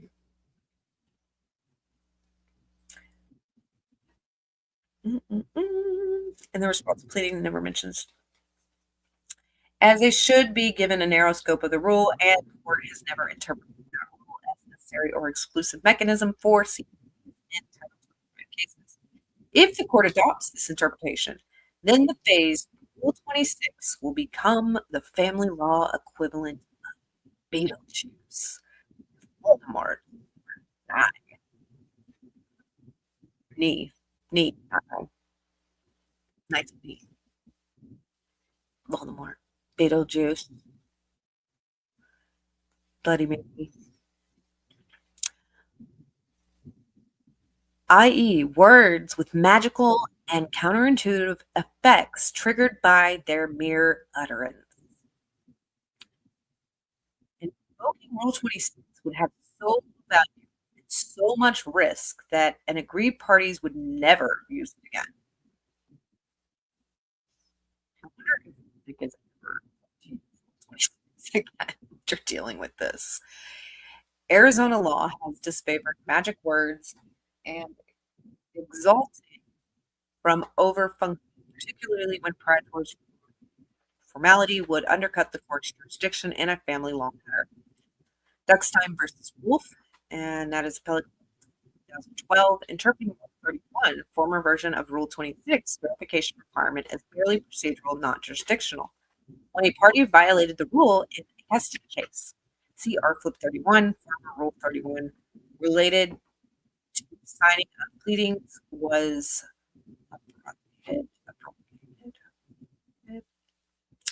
hard. August 30th, 2018, effective till January 1st, 2019. See now R-Flip 26, historical note, 24D. Pleadings must be construed to do substantial justice. R-Flip 86, harmless error standard in Title 25 cases. Duckstein's importance is twofold in this case. One is only published case interpreting Rule 26 out of the addressing verification requirements since moved to another rule. And two, it interpreted the verification requirement as a procedural rather than jurisdictional. In other family law contexts, error preliminary procedures must be addressed prior to a resolution on the merit. Sunstream versus Flat, an important of 2017 in the Bridge of Dorman, 2000. An appellant will have great difficulty showing prejudice from an error in the preliminary verification or screening procedure under 25 or 11 after a hearing has occurred. Granted, Laura's position demands strict compliance with Rule 26, not ARS 25-411, but the family divisions have historically conducted their businesses informally with greater interest in just outcomes than formality for formality's sake. Laura had noticed an opportunity to be heard, but she wanted notice and an opportunity to unconditionally withdraw after she initiated litigation and publicly alleged she did. Clayton testified that Laura contacted his family, acquaintances, employers, national media, and accolades from the son, calling him a deadbeat. The trial court has broad discretion to deny a motion to withdraw a pleading and must award reasonable costs and attorney's fees if it determines the party filed a petition not grounded in fact. Mentions the Sunstrom and Flat, finding no error in trial court's refusal to dismiss upon petitioner's motion to withdraw a pleading under Article 6. From appellate 2018, which he cited this for persuasive value under Arizona rules of Supreme Court because no other really addressed under Article 26, previously Article 31, after the petitioner attempted to withdraw their pleading. A publicly available copy of the decision may be found here. And so, I want to look at that, but in Grove, father petitioned to enforce and clarify a child support order. And mother moved to dismiss the petition and requested sanctions. Father responded and subsequently filed a motion to withdraw his petition with prejudice, stating he did not wish to proceed with the petition, which sounds a lot like Owens did. Owens filed a petition. He said, "Hey, I'm going to sanction you." And he's like, can I dismiss this? The court granted the mother's motions. Mother argued mother's motion to dismiss without court sanctions. So the court said, okay, sure, we'll dismiss it without sanctions. The mother argued that R-Flip 31, now R-Flip 26, RP 11 and ARS 25 324 required the court to sanction father. The Court of Appeals agreed, citing both ARS 25 324B and R-Flip 31. The appeal modified the trial court's order to sanction against the father. So the court was like, nah, we're not going to. And the appellate court was like, yeah, we're gonna sanction him. The decision makes no indication that father received a safe harbor notice, but the court still awarded sanctions. Right. Admittedly, Roe is not binding precedent and is not procedurally identical to this case. No, not exactly. But the appellate court insisted that Roe be sanctioned despite trying to withdraw his petition.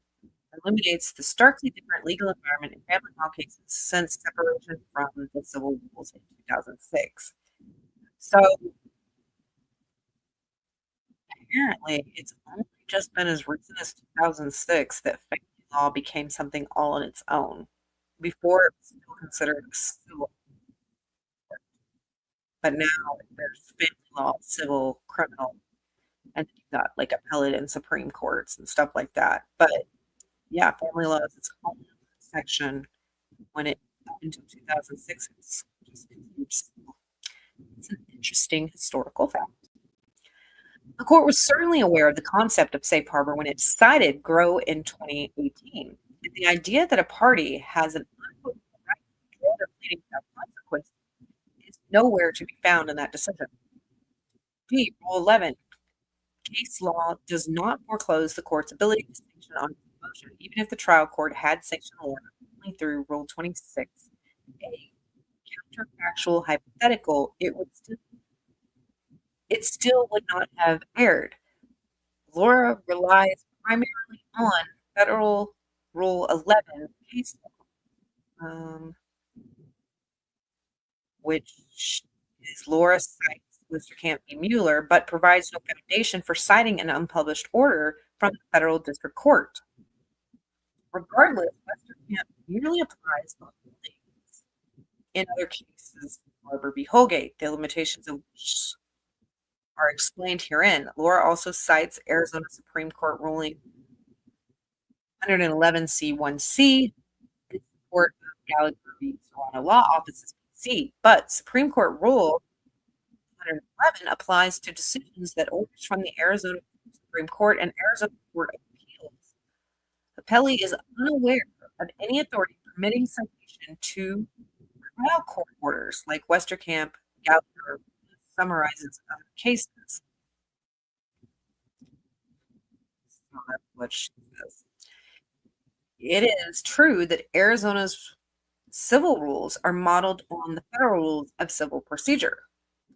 Family law rules were modeled on the state's civil rules, but there are numerous important differences in the present language, which is probably why they separated the two, because family court needed to have different rules than civil court. Accordingly, the Arizona rules of civil procedure only apply when expressly incorporated into the family law rules. The case law interpreting these applies only when the language of the rule is substantially the same. Flip 1C, emphasis added. In making this argument, Laura completely ignores the material difference in the language and argues the rules are all functionally equal. In fact, the federal civil rules procedural requirements are much more stringent than the state civil rule, and the family law rule is more permissive. Turning to the question of whether the court may sanction a party on its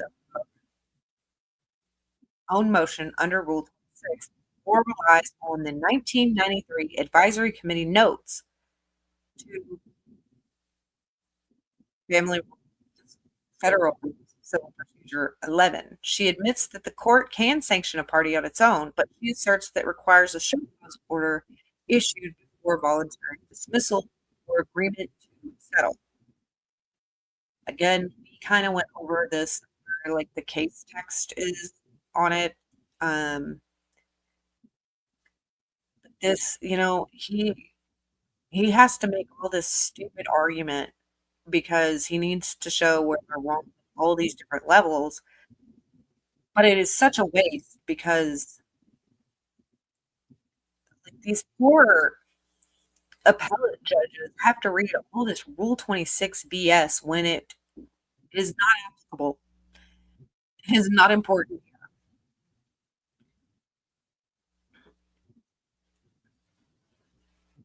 There is a difference in languages.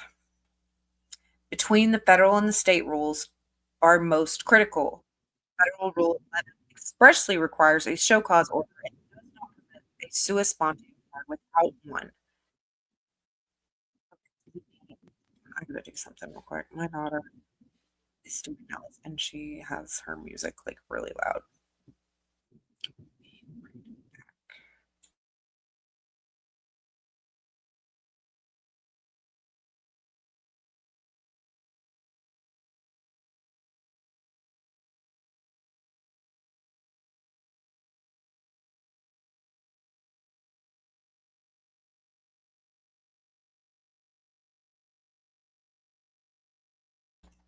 Okay.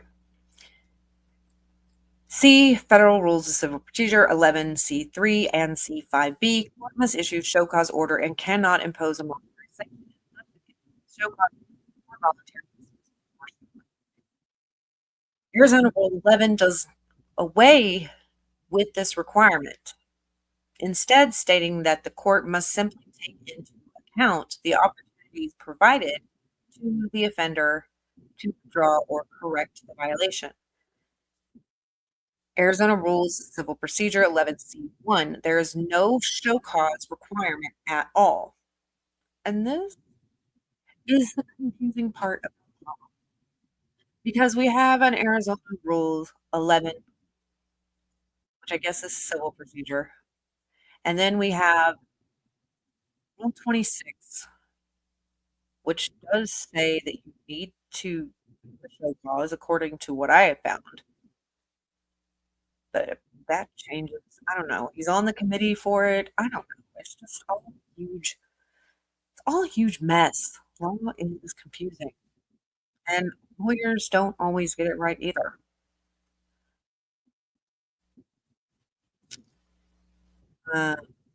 Family Law 26 dilutes the requirements even further, eliminating both the show cause requirement and the sentence requiring the court to account for a party's opportunity with violation.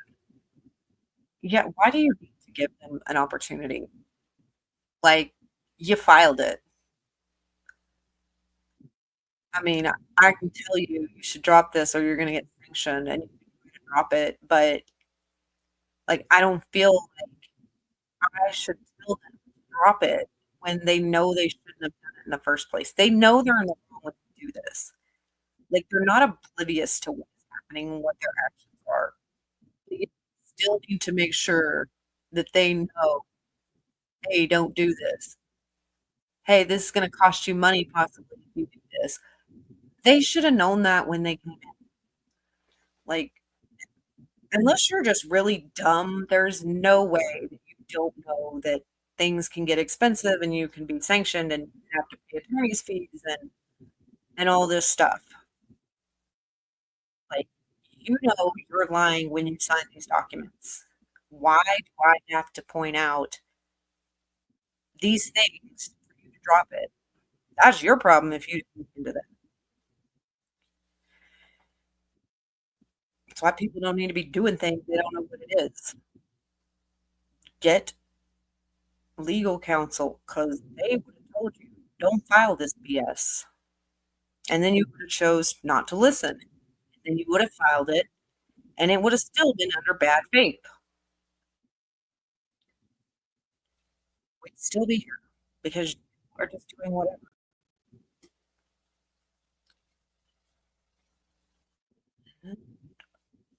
Compare R Flip 26C1 with Arizona Civil Procedure 11C1. See also the case from appellate courts in 1997. Trial court has inherent power to sanction bad faith conduct during litigation, independent of Rule 11. To suggest that sua sponte sanctions of Rule 26 require a show cause order like Federal Rule 11 ignores the differences in rule text entirely. I would like to see Woodnick's Rule 26 text. Because when I looked at Rule 26, that's what I found. but I'm also not a lawyer. And I don't know if usually what the place I go to is up to date with things, and there was no, that was Federal Rule 11 that says it, not Rule 26. I think. I don't go watch the video. There's just so much in this.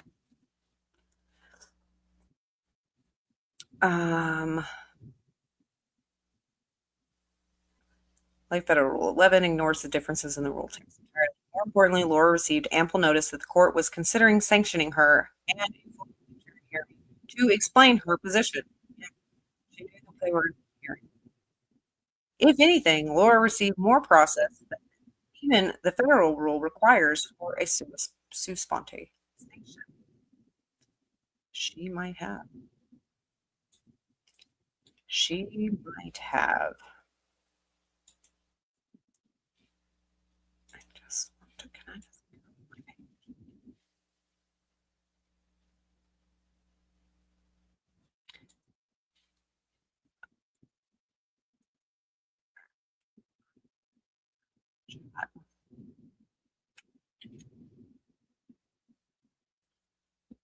There's the Rule 26 video if anybody wants to watch it.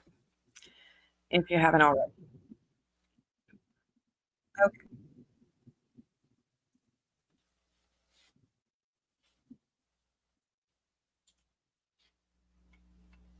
As to whether the court can sanction under authority after finding non-compliance with Rule 11, the case law is similarly unavailable. For example, the court said it could not sanction using its inherent or statutory power because that would require a finding of bad faith that was not made below, not because it lacked authority.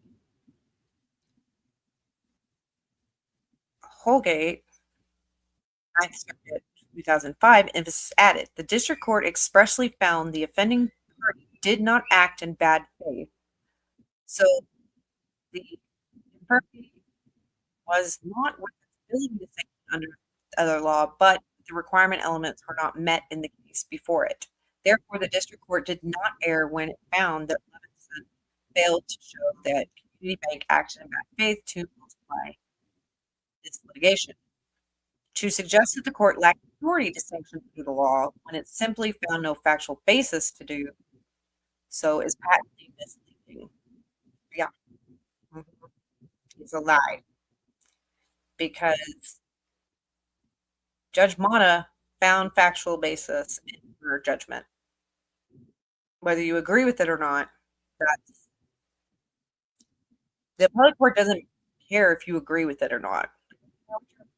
They don't care if you think life's not fair, like I should never get in trouble for things that I do. Like, I'm always told yes. But there was a factual basis found here, and the court had authority to do it in this case, in the Owens case. The Barber case has the same outcome. The trial court expressly declined to make a bad faith finding necessary to sanction under the authority because of insufficient evidence. But we didn't have insufficient evidence of that act in this case. Not because it lacked the power to sanction.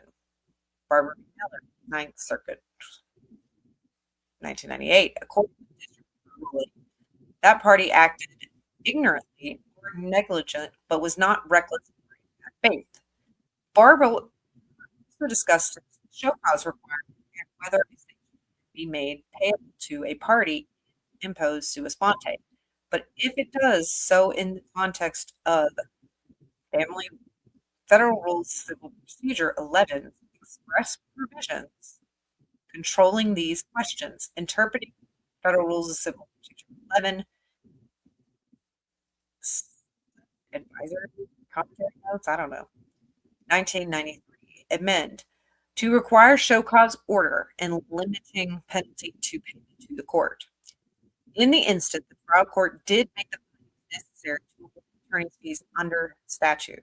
So the assertion that these cases categorically prohibit the court from sanctioning under authorities after the vote is just not an accurate reading. Lawyers' arguments from Radcliffe arise from the same incorrect premise.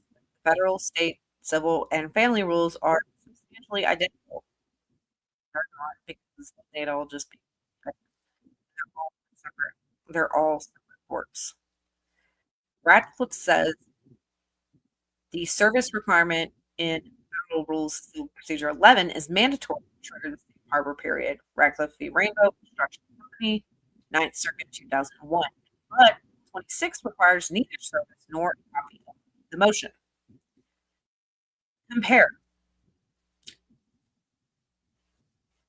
Federal Rules of Civil 11C2. A copy of a motion for sanctions must be served under Federal Rules of Civil Procedure 5 at least 21 days before filing the motion. Arizona Rules of Civil Procedure 11C2B. Written notice of offending conduct must be served 10 days before filing a motion for sanctions. And Arizona Rules of Family Law Procedure 26C2B. Movement must provide written notice of the offending conduct 10 days before filing a motion for sanctions. All emphasis added. So he is breaking down every single one of these categories, where there's some things that are the same and some things that are not the same. He is putting it here in black and white for everybody to read. To support her assertion that RFLIP 26 and Federal Rules of Civil Procedure 11 have identical requirements, Laura even goes so far as to replace the terminology used in that opinion. The different requirements of the rules are not helpful to her. Compare Radcliffe at 79 with some filing on his appellate filing. Owens appellate brief filing on November 14, 2024. He replaced strict requirement that a motion be served with strict requirement that a written notice must be served. Yeah, written notice is different than a motion. Like, he gave written notice. He put it in a motion, not a separate motion. But he gave written notice. Plus, even if the court had sanctioned Laura under Rule 26, and even if Laura was entitled to written notice of the offending conduct 10 days before the motion, she received both on December 12, 2023, more than 10 days before her motion to dismiss, and in Clayton's initial response. No exhaustive list of alleged Rule 26 violations in Clayton's motion to amend. The state rules also make no distinction, despite Laura's argument otherwise, between the remedies available for sanctions imposed by a motion versus those imposed by the court on its own initiative. See Arizona Rules of Civil Procedure 11C1 and RFLIP 26C. I'm going to say RFLIP because it's fun. Next, to the extent Laura argues more good faith consultation was required, she once again ignores the case history and the language of the rule itself. C. RFLIP 9C. B. Parties not required to personally meet or contact each other if there is a current order prohibiting contact and the alleged victim is self-represented. Yeah, I pointed that out. Laura has an order of protection against Clayton. She was self-represented in this case at the time of notice, and the motion for sanctions still attached a certificate explaining the efforts. Yeah, but she made that effort in January after she asked to dismiss this case. You still did it, but it was after she asked to dismiss it. Explaining the efforts to resolve the offending conduct up to that. Moreover, good faith consultation is a procedural requirement. Wait.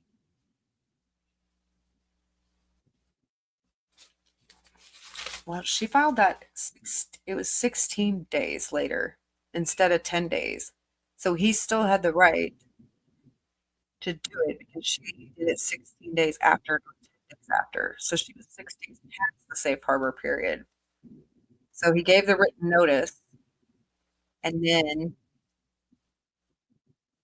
16 days later, wanted to drop it, and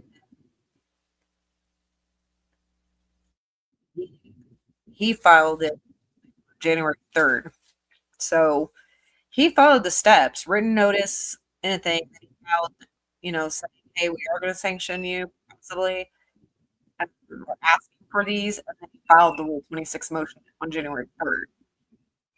And she didn't dismiss it before the 10 days of her getting her first written notice of it. It just wasn't a separate notice. My grandson is screaming because he thinks that's funny. Okay. Therefore, may not be the basis for reserve. No jurisdictional one, therefore, may not be a basis for reversal after final judgment. In Meredith Dorman, 2000, challenges after a trial has occurred. Our remaining argument is that the purpose of the rules is the same, so their interpretation must be the same. If the Arizona Supreme Court intended to make federal, state, civil, and family rules perfectly identical, it certainly knew how to do that, and it decided not to. And it's decided to be all different separate courts with their own different rules. The court must begin from the presumption that the drafters of the rules meant to change their terminology, and the words used in the rules mean what they say. Examples: City of Surprise versus Arizona Court 2019, applying expressio unius to find legislator intentionally included and excluded terms in a statute. Even so, Laura didn't have opportunities to withdraw her petition before and after Clayton's response. She could have withdrawn the petition at any time before a response under Rule 46. And even after the court denied her first motion to dismiss, Laura declined to sign an affidavit that she was never pregnant by Clayton in exchange for dismissal with prejudice. Yeah, because she didn't want to admit that she was never pregnant. She wanted to dismiss it and still have the damage done to Clayton and her be able to still lie. Like she's still doing to this day. A judge has said, you're a liar. In summary, the trial court did not sanction Laura under Rule 26, so there is no issue here for the court to properly consider. Even so, Laura misstates the federal interpretation of Rule 11 and ignores substantial differences in the Arizona rules. She also fails to account for the opportunities she had to avoid the outcome she now challenges. That is all issue 1. He says there is simply no error here. All of that for some crap.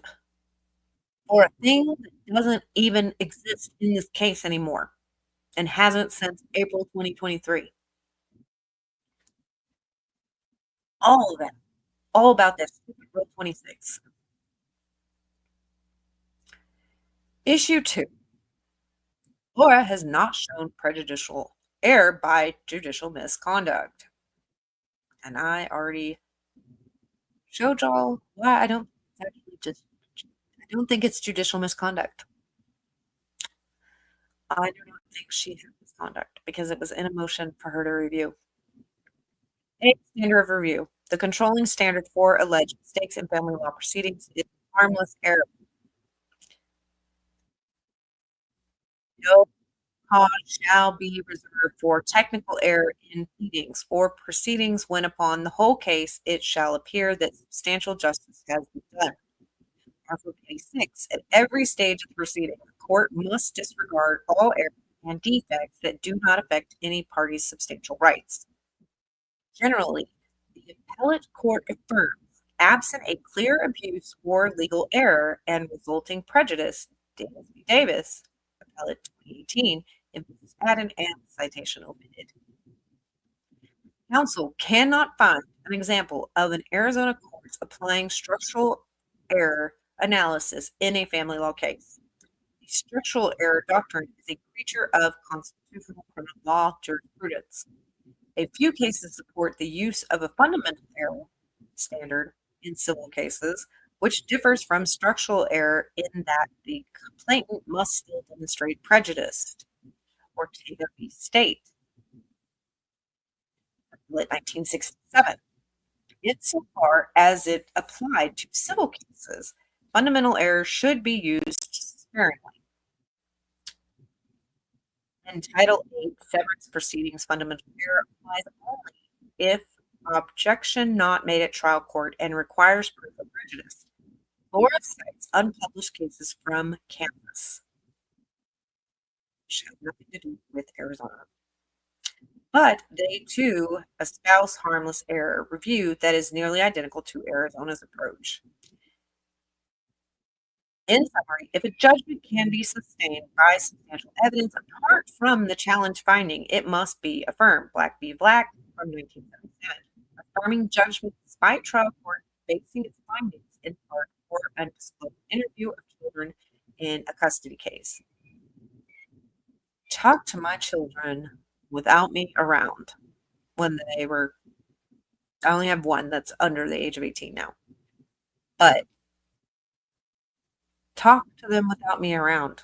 A police, a judge, a lawyer, without my consent and without me there. I'm going to need a lawyer against your ass. Maricopa County Juvenile Action 1981, Black record insufficiently to consider error harmless after ex parte interview of a child, independency action. B. Laura has not proven jurisdictional misconduct. Laura uses structural error analysis for one obvious reason. It is the only standard that can result in reversal without demonstrating prejudicial effect. Just 1 second.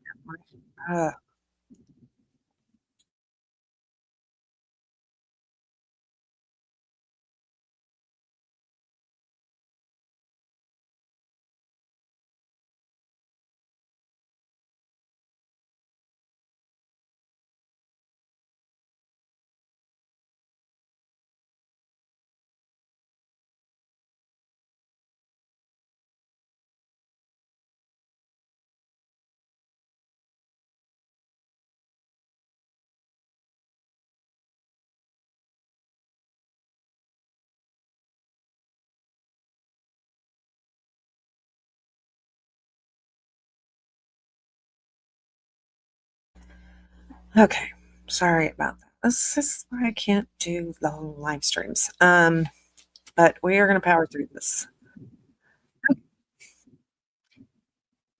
Because she can show prejudice, Laura asks court to announce an extraordinary deviation from the harmless error in civil cases.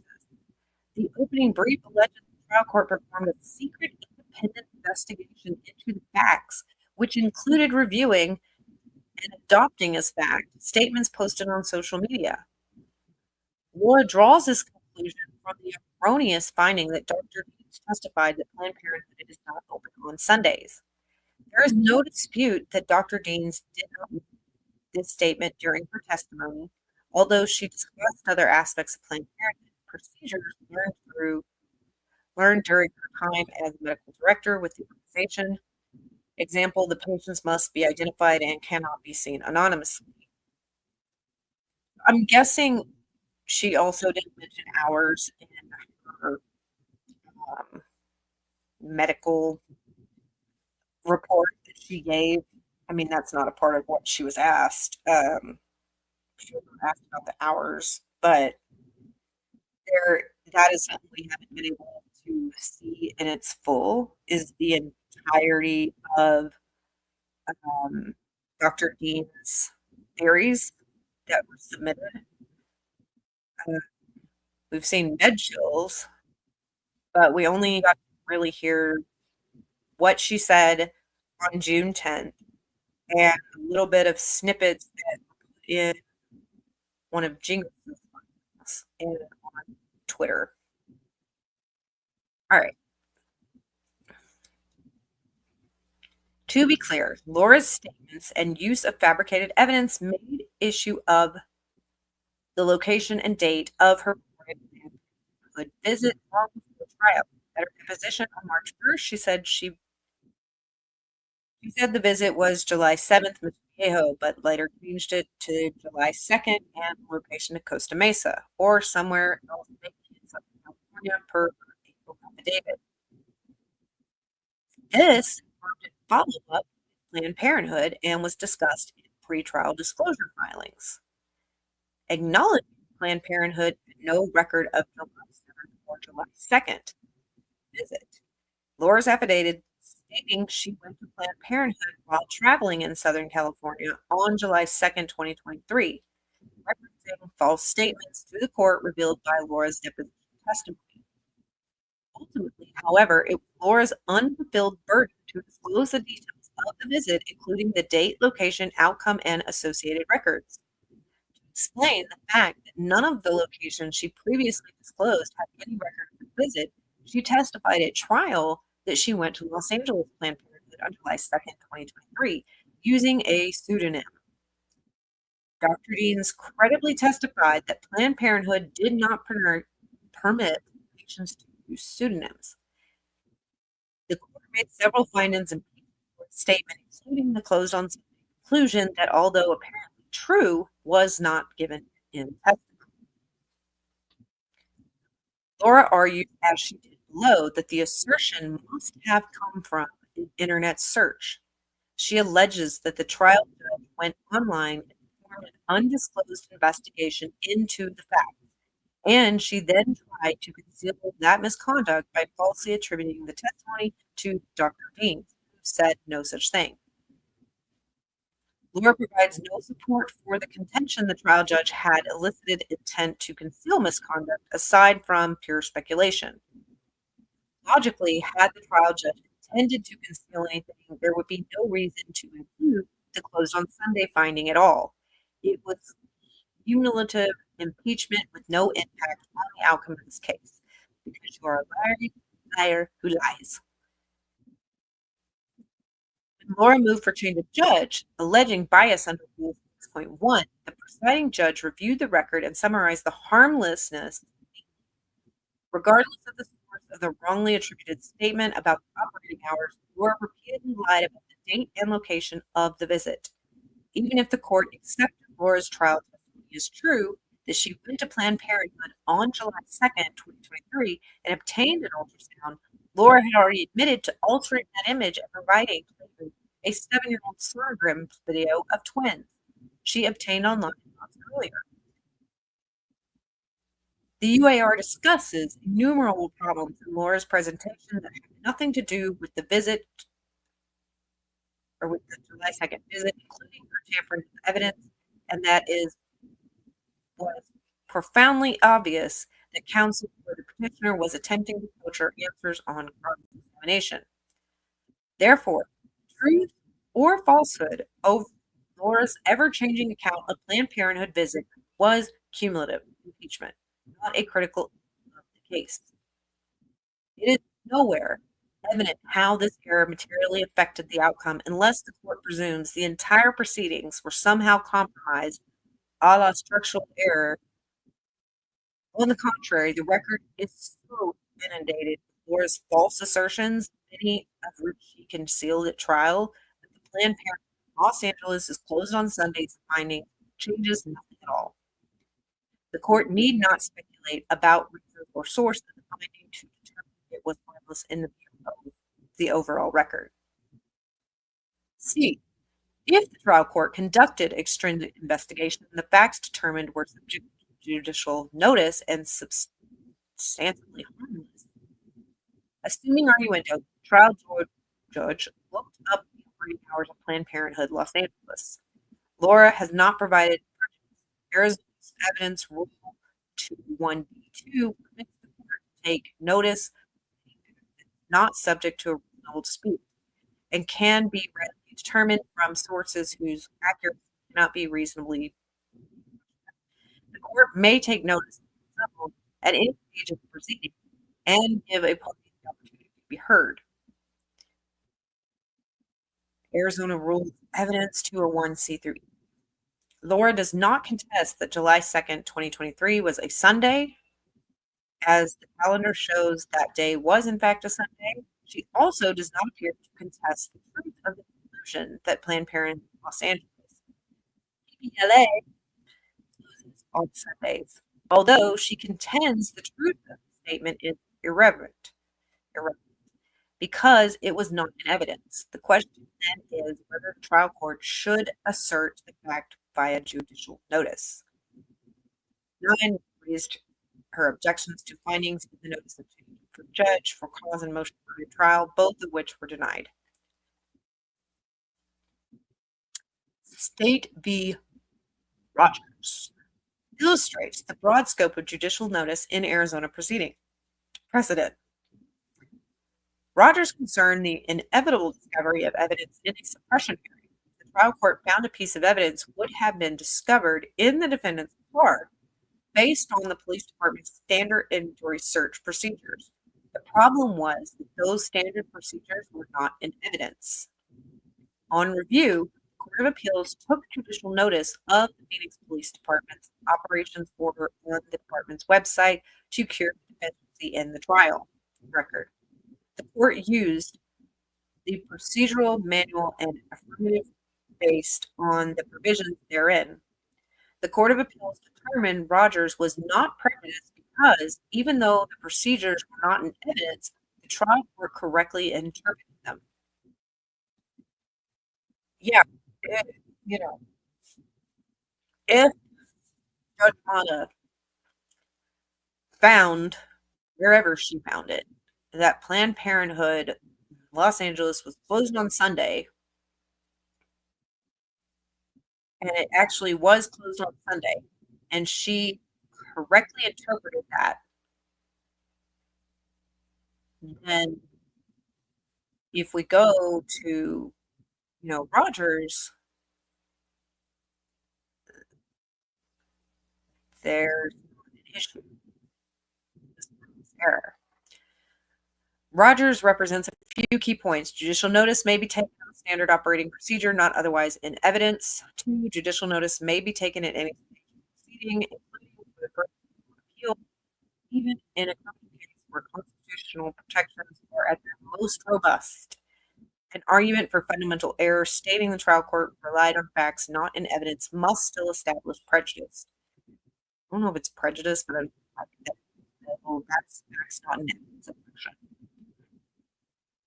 And 4, the appellate court can use judicial notice to cure a deficiency in the trial record if the underlying error did not cause prejudice.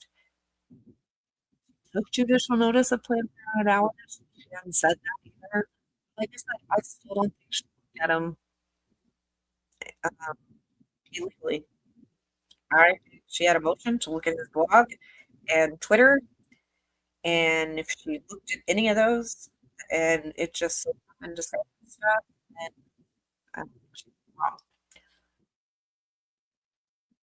The facts of the instant case are not so different from Rogers, even if the trial court searched Planned Parenthood Los Angeles website and misattributed the operating because of other testimony about Planned Parenthood procedures.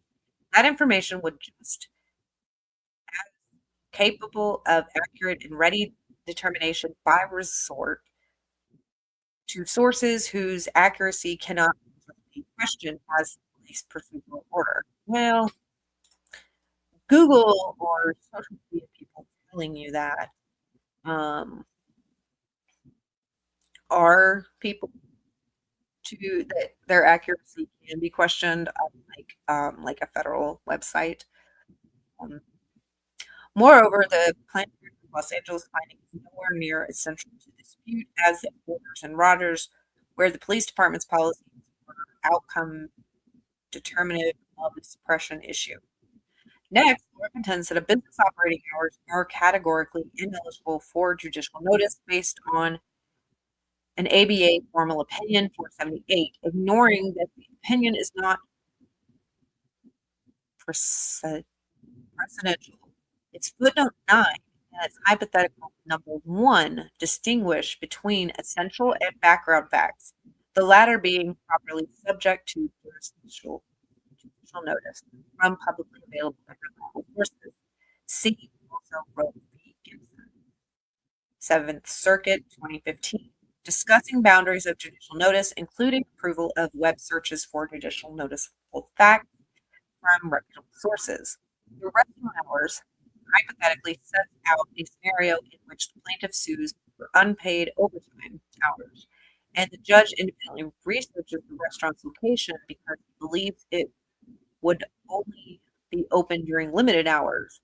ABA's formal opinion 478 from December 2017, the opinion stipulates that the noticed facts are key to whether the plaintiff could prevail on a claim of unpaid overtime. That is the case that Juniors keeps referring to this case as being exactly like Owen's case. And it's not Owen's case because you can't, trust what Google says. You need to get it from somewhere else. It needs to be put into court by people, a letter from the company, manager, owners, things like that. Because he was wanting money for hours he worked. The judge was like, yeah, but they're not even open during these hours. So you can't have money for those hours worked. But really, you know what? It wouldn't matter if the restaurant hours, because a restaurant can be opened from 10 a.m. to 10 p.m. And guess what? People are in the store before that 10 a.m. and after that 10 p.m. So it doesn't matter what the restaurant hours are if you are still working outside of those restaurant hours. So, yeah, that's completely different here. Whereas Owens could not go to a place if they weren't open. But she lied about so many things that, you know what, take this off the table. We'll take it out. Can we still find that she is a liar, liar, pencil fire? Yes, we can. And therefore should have been query, resolving an essential element of a claim with an ex parte investigation. Wow, that word became hard, particularly basing the decision on the restaurant's industrial area location instead of its posted hours is a far cry from what Laura alleges occurred in this case. Again, the challenge finding in the instant case is not critical to the outcome and does not establish an essential element of any claim. Rather, it's just one more piece of impeachment material among countless others.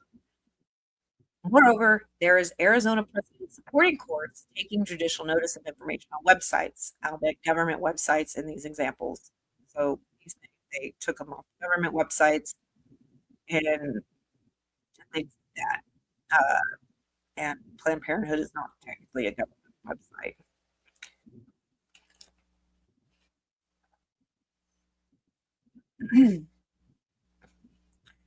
So he lists these cases, taking judicial notice of deadlines posted on county reorder website in accordance with Peterson. The harmless error applies even if the trial court independently investigates and not notified parties. Yeah, I don't like that. Even if the trial court investigated without notice to the parties, the standard of review is still harmless error, Black v. Black. It is extremely instructive.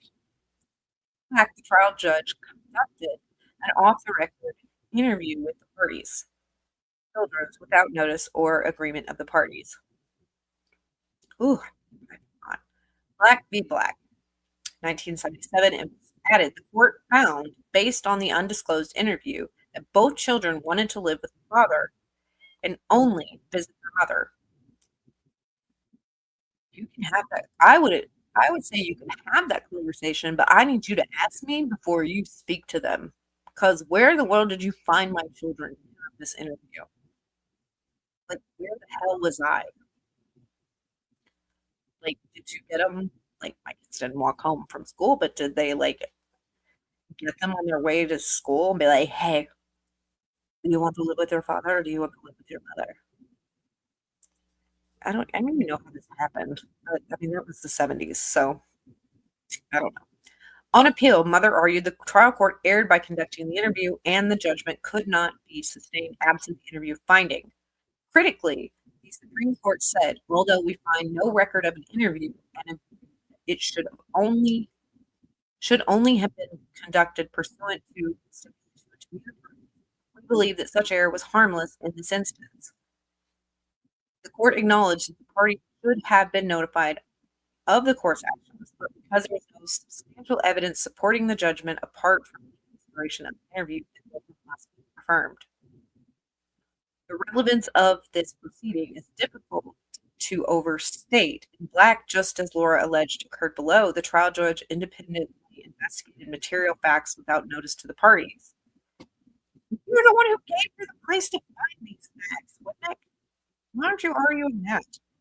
The parties only learned about the interview via one finding in the final judgment, and there was no record of the interview for the Supreme Court to review on appeal. Despite these errors, Laura would argue are structural and require automatic reversal. The Supreme Court affirmed the judgment using harmless error review. Hubert versus Carmody, 2021, applying Black v. Black, finding error not harmless if nothing in the record supports the judgment. Laura also cites State v. Anderson, stating that this alleged error is one so severe as to create defects in the trial mechanism itself, and affect the entire conduct of the trial beginning to end, damaging the framework within which the trial proceeds. No, it didn't. Like, way to be dramatic. But she also explains that the error could only have been made after trial because the issue of whether Planned Parenthood Los Angeles was open on July 2nd did not arise until Laura's thrice changed testimony on the day. If Laura is correct that the trial judge read her attorney's blog and made the finding based on what she saw there, then there was no defect at trial at all. Good point. She couldn't have been biased at the trial because she didn't know this until after the trial. But she could have been biased in her judgment and her ruling. But it's a good point. She wasn't biased at the time of the trial. That is, unless the court believes Laura's vacuous claim the judge manifested clear prejudice and or bias early in the proceedings in the form of multiple unexplained adverse rulings against her, including Laura's notice of judge for cause. And again, the impact of the finding is meaningless within the broader context of the judgment. If there was ever a time for Arizona's highest court to deviate from the harmless error standard in the family court case, it would have had every reason to do so in Black, to protect the fundamental liberty interest at stake. Santowski versus Kramer, 1982, parents have fundamental liberty interest in the case custody and management of their child. Yet the Supreme Court declined, and so should this one. Invited error is not reversible on appeal. Perhaps lost in all this discussion is the underlying reason for the error. Laura alleges even a fundamentally prejudicial error does not win reversal if the complaining party was the source of the error. Nothing is ever Laura's fault, wouldn't it? Don't you know that by now? She and Gingras are perfect. State v. Escalante, Arizona, 2018. Party urging the error cannot obtain appellate relief when they are the source.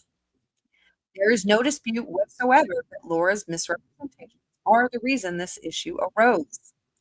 The opening brief acknowledges, and the record proves, that Laura gave several different versions of her account on the Planned Parenthood visit before trial. Yeah, she admits that in her own appeal. I lied, appeal court, but please don't sanction me. I didn't lie about this because I omitted these things. She also admitted to altering the ultrasound image she initially claimed to have obtained at the July 7th visit, July 2nd at the Mission Viejo, Costa Mesa, Los Angeles location. Question mark, where the hell? I don't know. She claimed to have been using a pseudonym but refused to disclose it. Never disclosed information accurate enough to obtain any original records, resulting in substantial discovery efforts that were entirely wasted. Had Laura been honest, complied with her disclosure obligations, and not changed her testimony yet again at trial, there would be no reason for any of this inquiry. Moreover, Laura alleges one source for their error finding comments left on her attorney's blog post about the case. Lastly, this is not a case in which hardship to the plea can be ignored.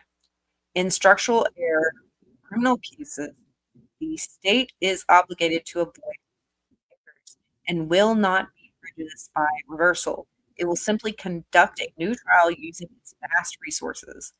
In civil cases, however, reversal in the face of harmless error would appellee back in litigation without good cause. In the instant case, Clayton did not ask the trial court to find Planned Parenthood LA is closed on Sundays. He did not ask the court to conduct an investigation if it occurred. Well, you didn't ask her to do an independent investigation. You just linked his blog so the judge knew where to find some of this stuff. No plausible argument that the outcome would have been different but for the challenge finding. Preventing unnecessary retrials, both the essence and purpose of harmless error. The reviewing court should not waste judicial or party resources over an irregularity when substantial justice has been done. Absent finding, the record could not support the judgment. A finding that is impossible here, this court may simply affirm. Issue 3. Trial court correctly awarded attorney's fees under ARS 25-324, 25-415, and 25-809. Issue 3. Laura argues the court erred by relying on ARS 25-324 and ARS 25-415 as basis for attorney's fees and costs. And Woodnick and Clayton say that these arguments are frivolous. But he says she also relies on Rule 26 safe harbor argument raised in Issue 1, the response to which will not be repeated here. Clayton's responses in this section concern only the arguments related to the applicability of ARS 25-324, 25-15, and 25-809. ARS 25-324. First, Laura argues ARS 25-324 only applies to proceedings under Title 25, Chapters 3 and 4, whereas paternity proceedings arise exclusively from Chapter 6. She cites no authority supporting this limited interpretation, and counsel can find no example of paternity opinion declining to consider ARS 25-324. Paternity proceedings nearly always involve determining legal decision-making and parenting time, which places them within the ambit of Chapter 4, ARS 25-803C. Any party other than the state may request determination of legal decision-making and parenting time as part of a paternity proceeding. Paternity proceedings always require determination of child support, which places them within the ambit of Chapter 3. See ARS 25-809A-F, requiring past and future support pursuant to ARS 25-320. Moreover, courts routinely apply ARS 25-324 in published paternity cases. And then they give an example, or a couple examples. The instant case is no different. Laura petitioned for findings of paternity and determination of legal decision-making, parenting time, and child support. Laura herself requested attorney's fees under ARS 25-324 during the proceedings, including by motion and in her pretrial statements. Yeah, like I said, she also requested attorney's fees. She wanted them. I want them, Judge, not like, or give us our attorney's fees. To raise this argument for the first time now, particularly after Laura tried to avail herself of the same remedy, is both nonsensical and impermissible. Yeah, if he can't have them, why can you? Because you didn't invoke 26? No, that's not how any of this works. Our adversarial system properly and necessarily precludes an injection of new issues on appeal. ARS 25-415. Next, Laura argues the trial court could not use ARS 25-415 on the basis for sanctions because the false claims provision of the statute does not apply in a simple paternity case that did not result in the birth of a child. Clayton disputes the no false claims assertion for the reason described herein, but it is also irrelevant because Laura definitely violated a court order compelling disclosure or discovery. ARS 25-415A3, ARS 25-415A3. The opening brief asserts there was literally no basis for the court to hold that Laura violated any order compelling discovery. But the court found Laura repeatedly violated Rule 49, even after being ordered to comply. The opening brief concedes there was also an order compelling disclosures, but asserts that Laura somehow fully complied with that order by disclosing all required information, all that she thought was required. But she was told what she needed to do, and she said, "I didn't think I had to give out my medical information." Yes, you did, because you had to give out your patient portal information. You had to give up your other Planned Parenthood stuff. But you thought that you could just keep that one to yourself? Make it make sense. Yet everyone acknowledges her non-compliance. For example, Laura changed her story about Planned Parenthood many a times. Even if there were no other examples, Laura admitted she deliberately altered evidence. The court may treat evasive or incomplete disclosure as a failure to disclose. Yeah, because we don't have the original image. We only have the doctored image. We still don't have the one that she did before she doctored it. Because that would help with some things too. We only have the other one. Because guess who doesn't have them? Planned Parenthood or Smile. We need the original Owens to verify anything. We need it from those people, not you. Failures disclose Article 65A3. That is exactly what occurred here. While she failed to provide records of any Planned Parenthood appointment, Clayton presumably sought records from all Mission Planned Parenthood, as that is where up until today Laura disclosed she sought care. This undoubtedly caused Clayton to incur substantial legal fees attempting to locate records that may or may not exist in Los Angeles, but now appear to have never existed in Mission Viejo.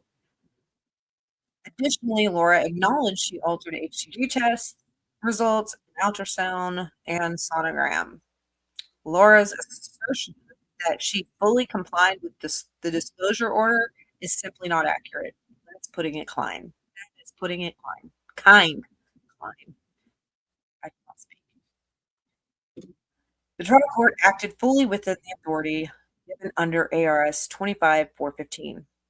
ARS 25-809G and separate motion requirement. Next, she argues that the court did not award attorney's fees because no motion was ever filed seeking sanctions under ARS 25-415 or any of the other authorities cited in the trial court's June 17th ruling. In fact, the parties cited the authorities and filings throughout the matter. Clayton's initial response acknowledges both sides seeking award and treating Laura's motion to dismiss as a request for attorney's fees. Laura asks this court to declare fees can never be awarded unless a party files a separate motion requesting them. No, you didn't. You just put it at the end of your motions like everybody else does. But the statutes do not even require a formal request from a party, let alone a separate motion. She frames the argument this way because a separate motion would be necessary to support her ambiguous safe harbor interpretations. But there is no such requirement to be found in the statutes. No, there's not.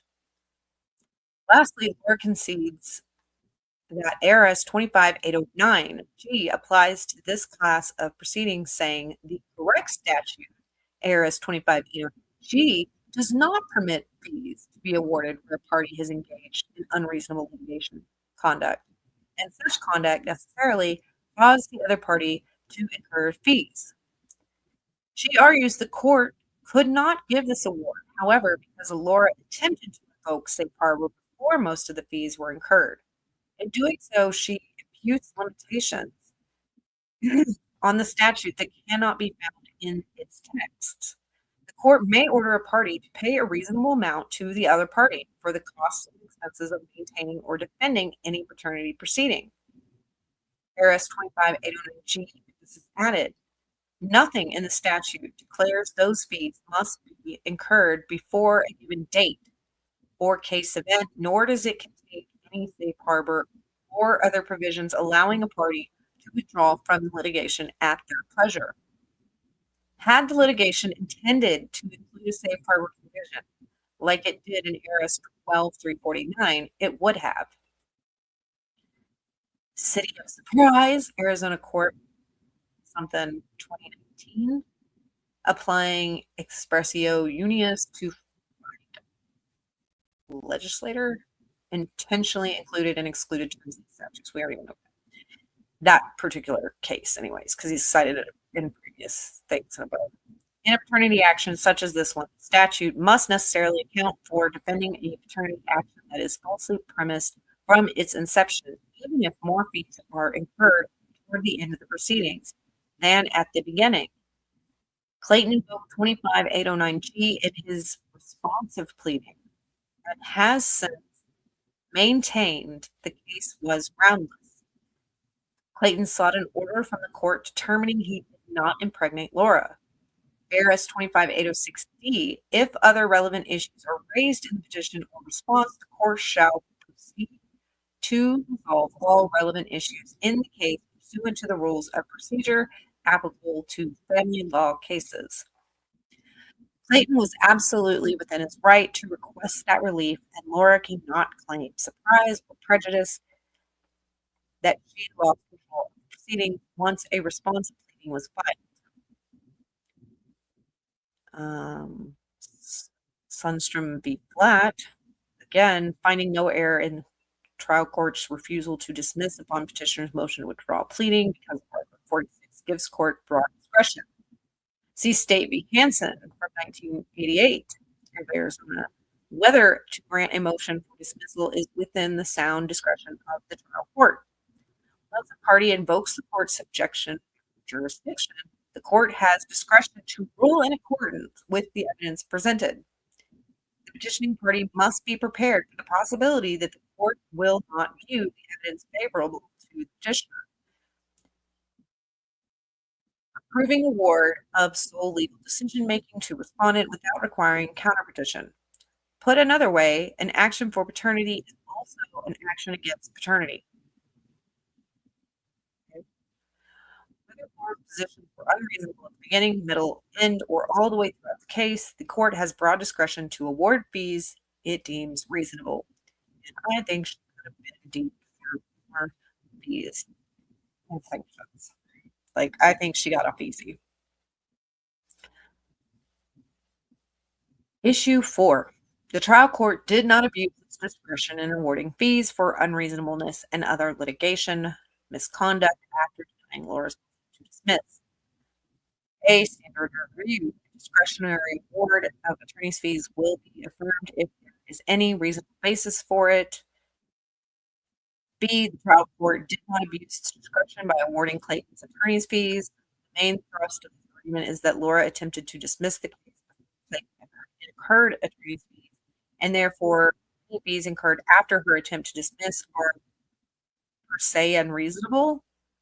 The brief states in pertinent part. Had Clayton's counsel picked up the phone in mid-December and asked Laura about her intentions, she put her intentions in a court filing. You need to ask her what her intentions are. She said those in text messages, like 500 of them. Like, she said it in a bunch of emails. Like, we knew her intentions. She sent them to the Sun. She said it to Reddit. She said it on Medium. Why do we need to pick up a phone and talk to this crazy woman? As family law Rule 9C required him to do, she would have informed him that she was no longer pregnant. Why does he have to pick up the phone to ask her that when she should be telling him? Also, why are you so for people have restraining orders and orders of protections and injunctions against harassment? Those are people that aren't supposed to have communication. Why are you all for them talking and being around each other? Like, you're all for pick up the phone, have a conversation. Like, she'll talk to you. You gotta talk to her. But at the same time, don't you come here for this hearing. I'm gonna call the cops. It's ridiculous.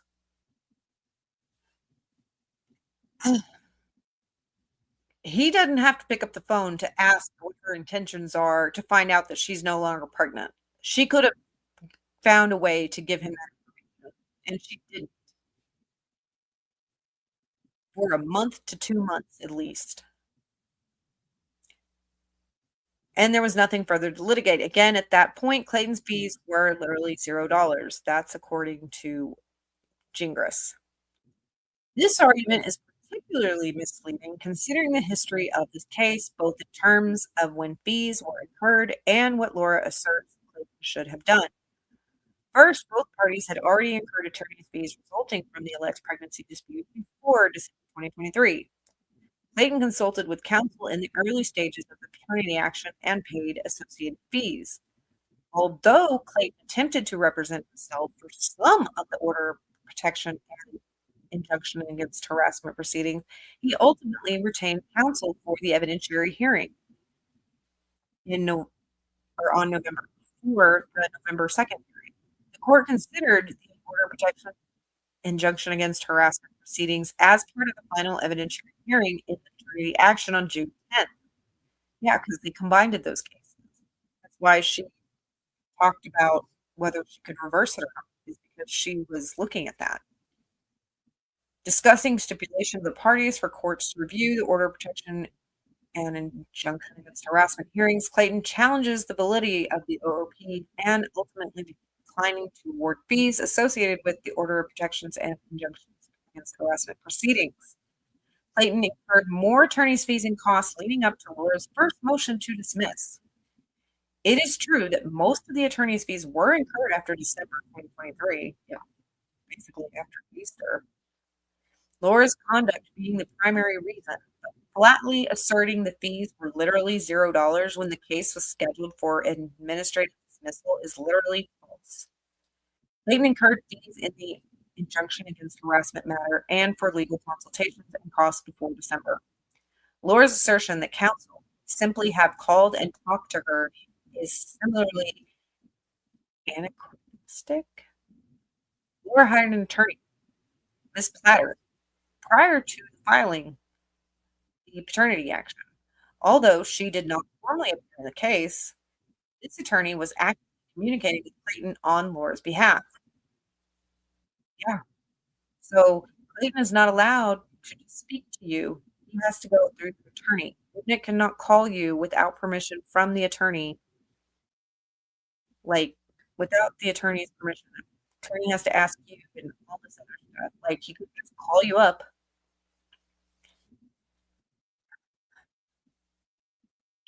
On behalf. Another attorney, Mr. Lopez, represented Laura in the order of protection and injunction against harassment matters through November 2023. So Platter, Lopez, and then Linval, I guess. Yeah, because Linval came in December. That's 3 already. Clayton's counsel first appeared in the injunction against harassment case and directed communications through Mr. Lopez. Clayton's counsel entered appearance in the paternity action on December 12th, but would not have communicated with Laura while she was ostensibly being represented by one of the prior lawyers. By December 22nd, Linval had appeared on Laura's behalf. On December 29th, Laura hired another attorney, Keith. After Keith withdrew on March 12th, Laura hired her current attorney, Gingras. Through this time, Clayton was not in any position to speak with Laura directly, nor she him, because the order of protection and injunction against harassment orders. The point of this history is that Laura was nearly always represented by counsel in some capacity. There was never a meaningful time Clayton's attorney to pick up the phone and talk with her about the case. More importantly, even in December, Laura was still discussing the pregnancy, despite now asserting she knew she miscarried on November 14, 2023. From Laura's December 8th, 2023 article on Medium.com, I won't be sharing updates regarding the status of my pregnancy with Clayton. I kindly ask not to receive congratulations or engage in discussions about Clayton and my pregnancy. If Laura truly believed the trial court had a duty to end the case in December 2023, she could have filed a special action, State v. Mesa. The proper vehicle to challenge the denial of a motion to dismiss is not an appeal, but a petition for special action. And she had an attorney that would have known that. So she can't be like, well, I didn't know that. An attorney would have known that they could have filed that. If she was correct, as she argues, this would have avoided the subsequent proceedings. Instead, she deposed Clayton on February 2nd, 2024. Yeah. So he incurred fees on being deposed in February and expanded the litigation through her disclosure and discovery antics, bizarre motion practice, and other conduct. Example, motion to compel lunch. He is not the first person to compel lunch, but it is funny. Meanwhile, despite Laura's current claim that she was involuntarily forced to remain in litigation, Clayton repeatedly offered to dismiss the case and withdraw all claims if Laura admitted she was not pregnant when Clayton apologized. Even before filing her motion to dismiss on December 28th, Clayton's counsel provided a simple affidavit Laura could have signed to end the case. The affidavit said, I was never pregnant with Clayton Echard's child or children, and assented to dismissal with prejudice. Clayton's goal was not to torment Laura or run up attorney's fees. He needed confirmation, either in the form of a sworn statement or court order, that he did not impregnate Laura to undo the damage of her allegations had done. Obviously, she did not accept these offers, but she did threaten to sue Clayton for $1.4 million in a collateral action unless he agreed to unconditionally dismiss the paternity case that she initiated and canceled her deposition. Lastly, the opening brief, you already said lastly, maybe it's for lastly for each paragraph. The opening brief asserts the amount of fees is not reasonable because of the technical and procedural arguments being made, but it does not effectively explain any challenge to the amount of fees awarded and beyond. Referencing the objections made below. Therefore, to the extent Laura asks the court to review the substantive application for fees on such grounds as the unreasonableness of the hourly rate, the time expended, etc., the opening brief does not articulate those arguments. They must be considered waived. And that's the case. Issue 5. Almost done, guys. Laura should not be awarded attorney's fees on appeal. This argument asserts Laura is entitled to fees on appeal because of Clayton's conduct of aggressively litigating this paternity establishment action despite knowing Laura was no longer pregnant. Laura's argument that Clayton should not have continued litigating after alleged miscarriage is anachronistic at best because no one other than Laura knew whether she was pregnant or when that pregnancy ended. By the time of this motion to dismiss in December, only Laura knew about the two sacks she had passed in September or October or July, she later alleges. Only Laura knew about October 16, 2023, HCG test showing that she miscarried, or that a miscarriage was inevitable. On October 18th, Laura filed a request for pre-decree mediation, arguing Clayton even acts as if unborn children don't exist, despite a preponderance of the evidence. Why are you going to have a mediation about he acts like the children don't exist? But this is the mediation where I'm going to tell him they actually don't exist because I'm pregnant. This was going to be my way to tell him. You always act like they don't exist. Well, congratulations, they don't exist anymore. Like, give me a break. On October 24th and November 2nd, Laura testified that she had a high-risk pregnancy, was 100% and 24 weeks pregnant, due on Valentine's Day of 2024. She was being actively seen by Doctors McCall and Higley, who also saw last Friday. On October 25th, Laura testified in support of the validity of the sonogram sent to Clayton, and that she believed she was maternal twins, one boy and one girl. She also frequently stood up and rubbed what appeared to be a swollen abdomen while on video during one of these hearings. At one point, she asked if she could show her belly on camera to prove she was pregnant, including screenshots and timestamps of hearing recordings. She included those for the record of appeals. In short, although Laura knew all these facts about the alleged miscarriage, she continued to assert she was pregnant in sworn testimony and court filings. Laura did not give any detail until the status conference on February 21st, 2024. See footnote 11. Laura's motion for confidentiality and preliminary protective order, filed January 17th, 2024, references her miscarriage in the context of information she did not want to disclose, which also included previous relations, previous pregnancies, etc.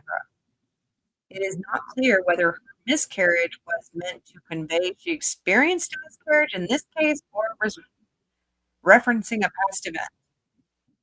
Okay, that's a little bit of a stretch, I would think, to it. But even in her December 28th motion to dismiss, she asserted she was not now pregnant without any further detail. Clayton was appropriately skeptical of the assertion and asked for documentation.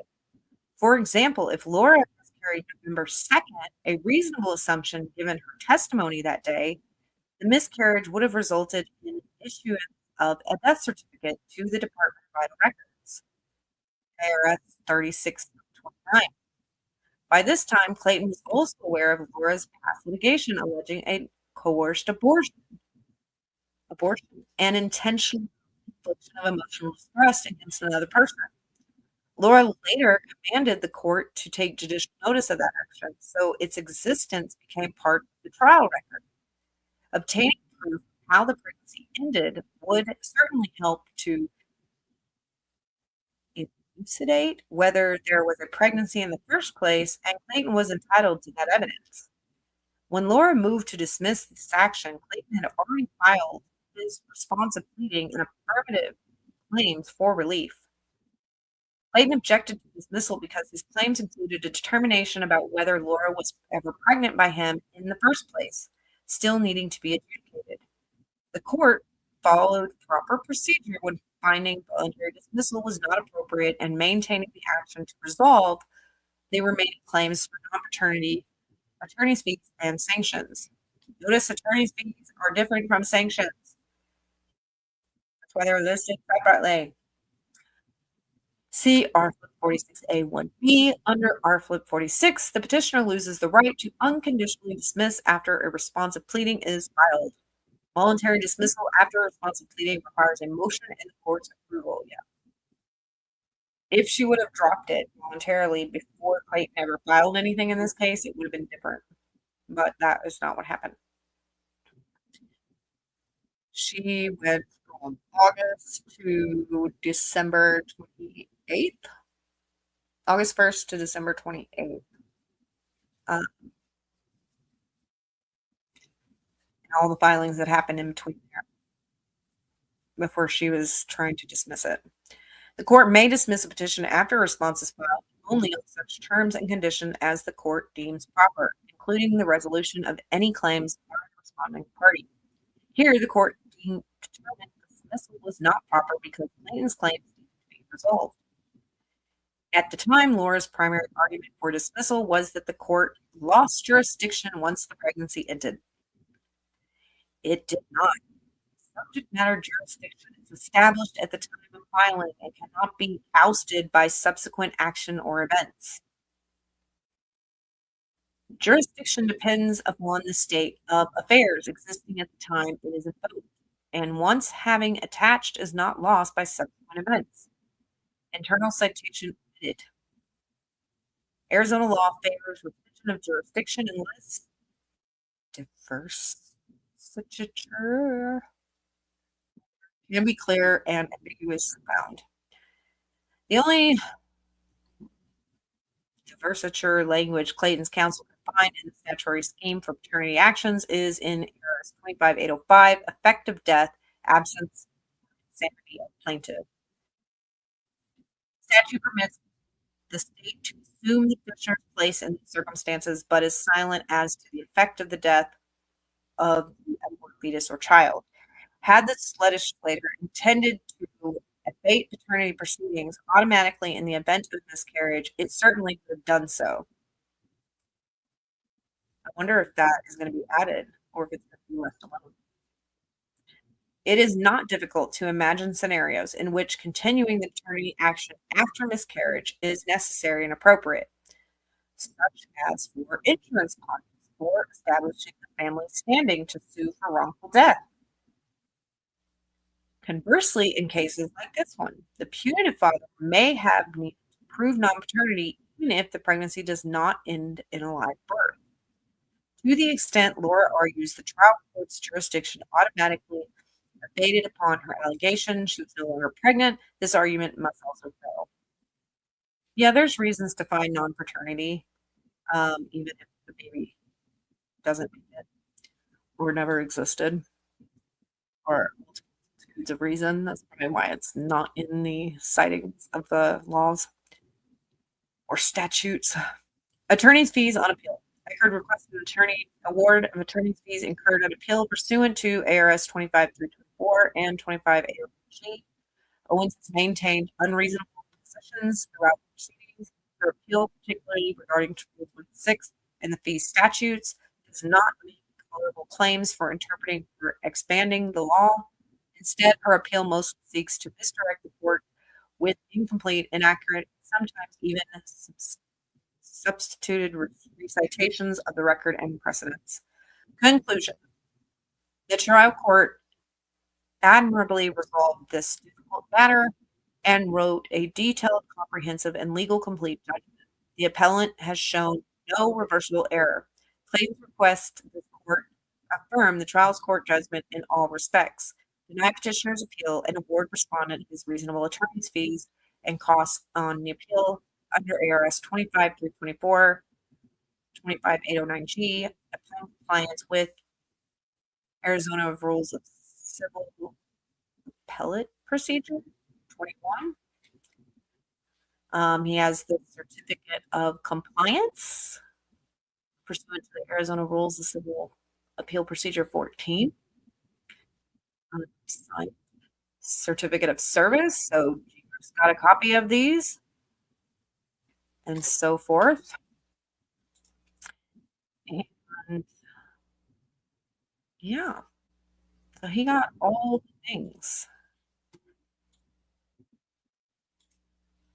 And something for us to remember.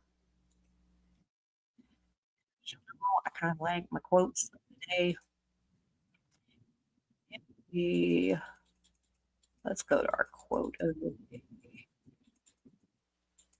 Sorry, clicking may be loud. All right. Our quote of the day and ending this is for Gingras. Real people aren't perfect. They fall down and mess up and screw up. And me personally, and Lisa, who said this, those are the kind of people that I look to. And I've always aspired to just be authentic. You out here acting like you're perfect is not authentic. And you acting like you're perfect. I don't want to be around people that are so narcissistic that nothing is ever their fault. They can't ever misspeak. They can't ever do because it's not true. It's fake.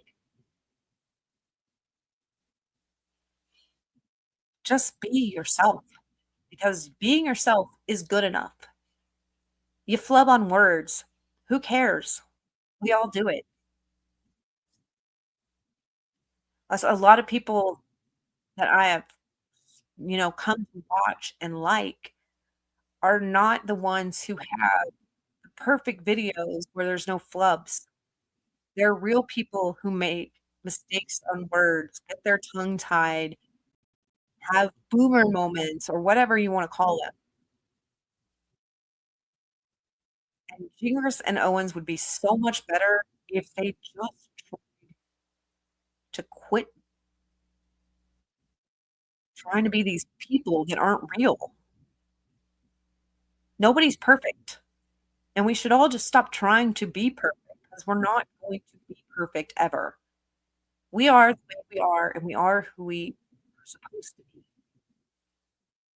and we just all need to embrace it. That is it for me. Like this video, subscribe if you haven't, and I will see you in the next video. Bye.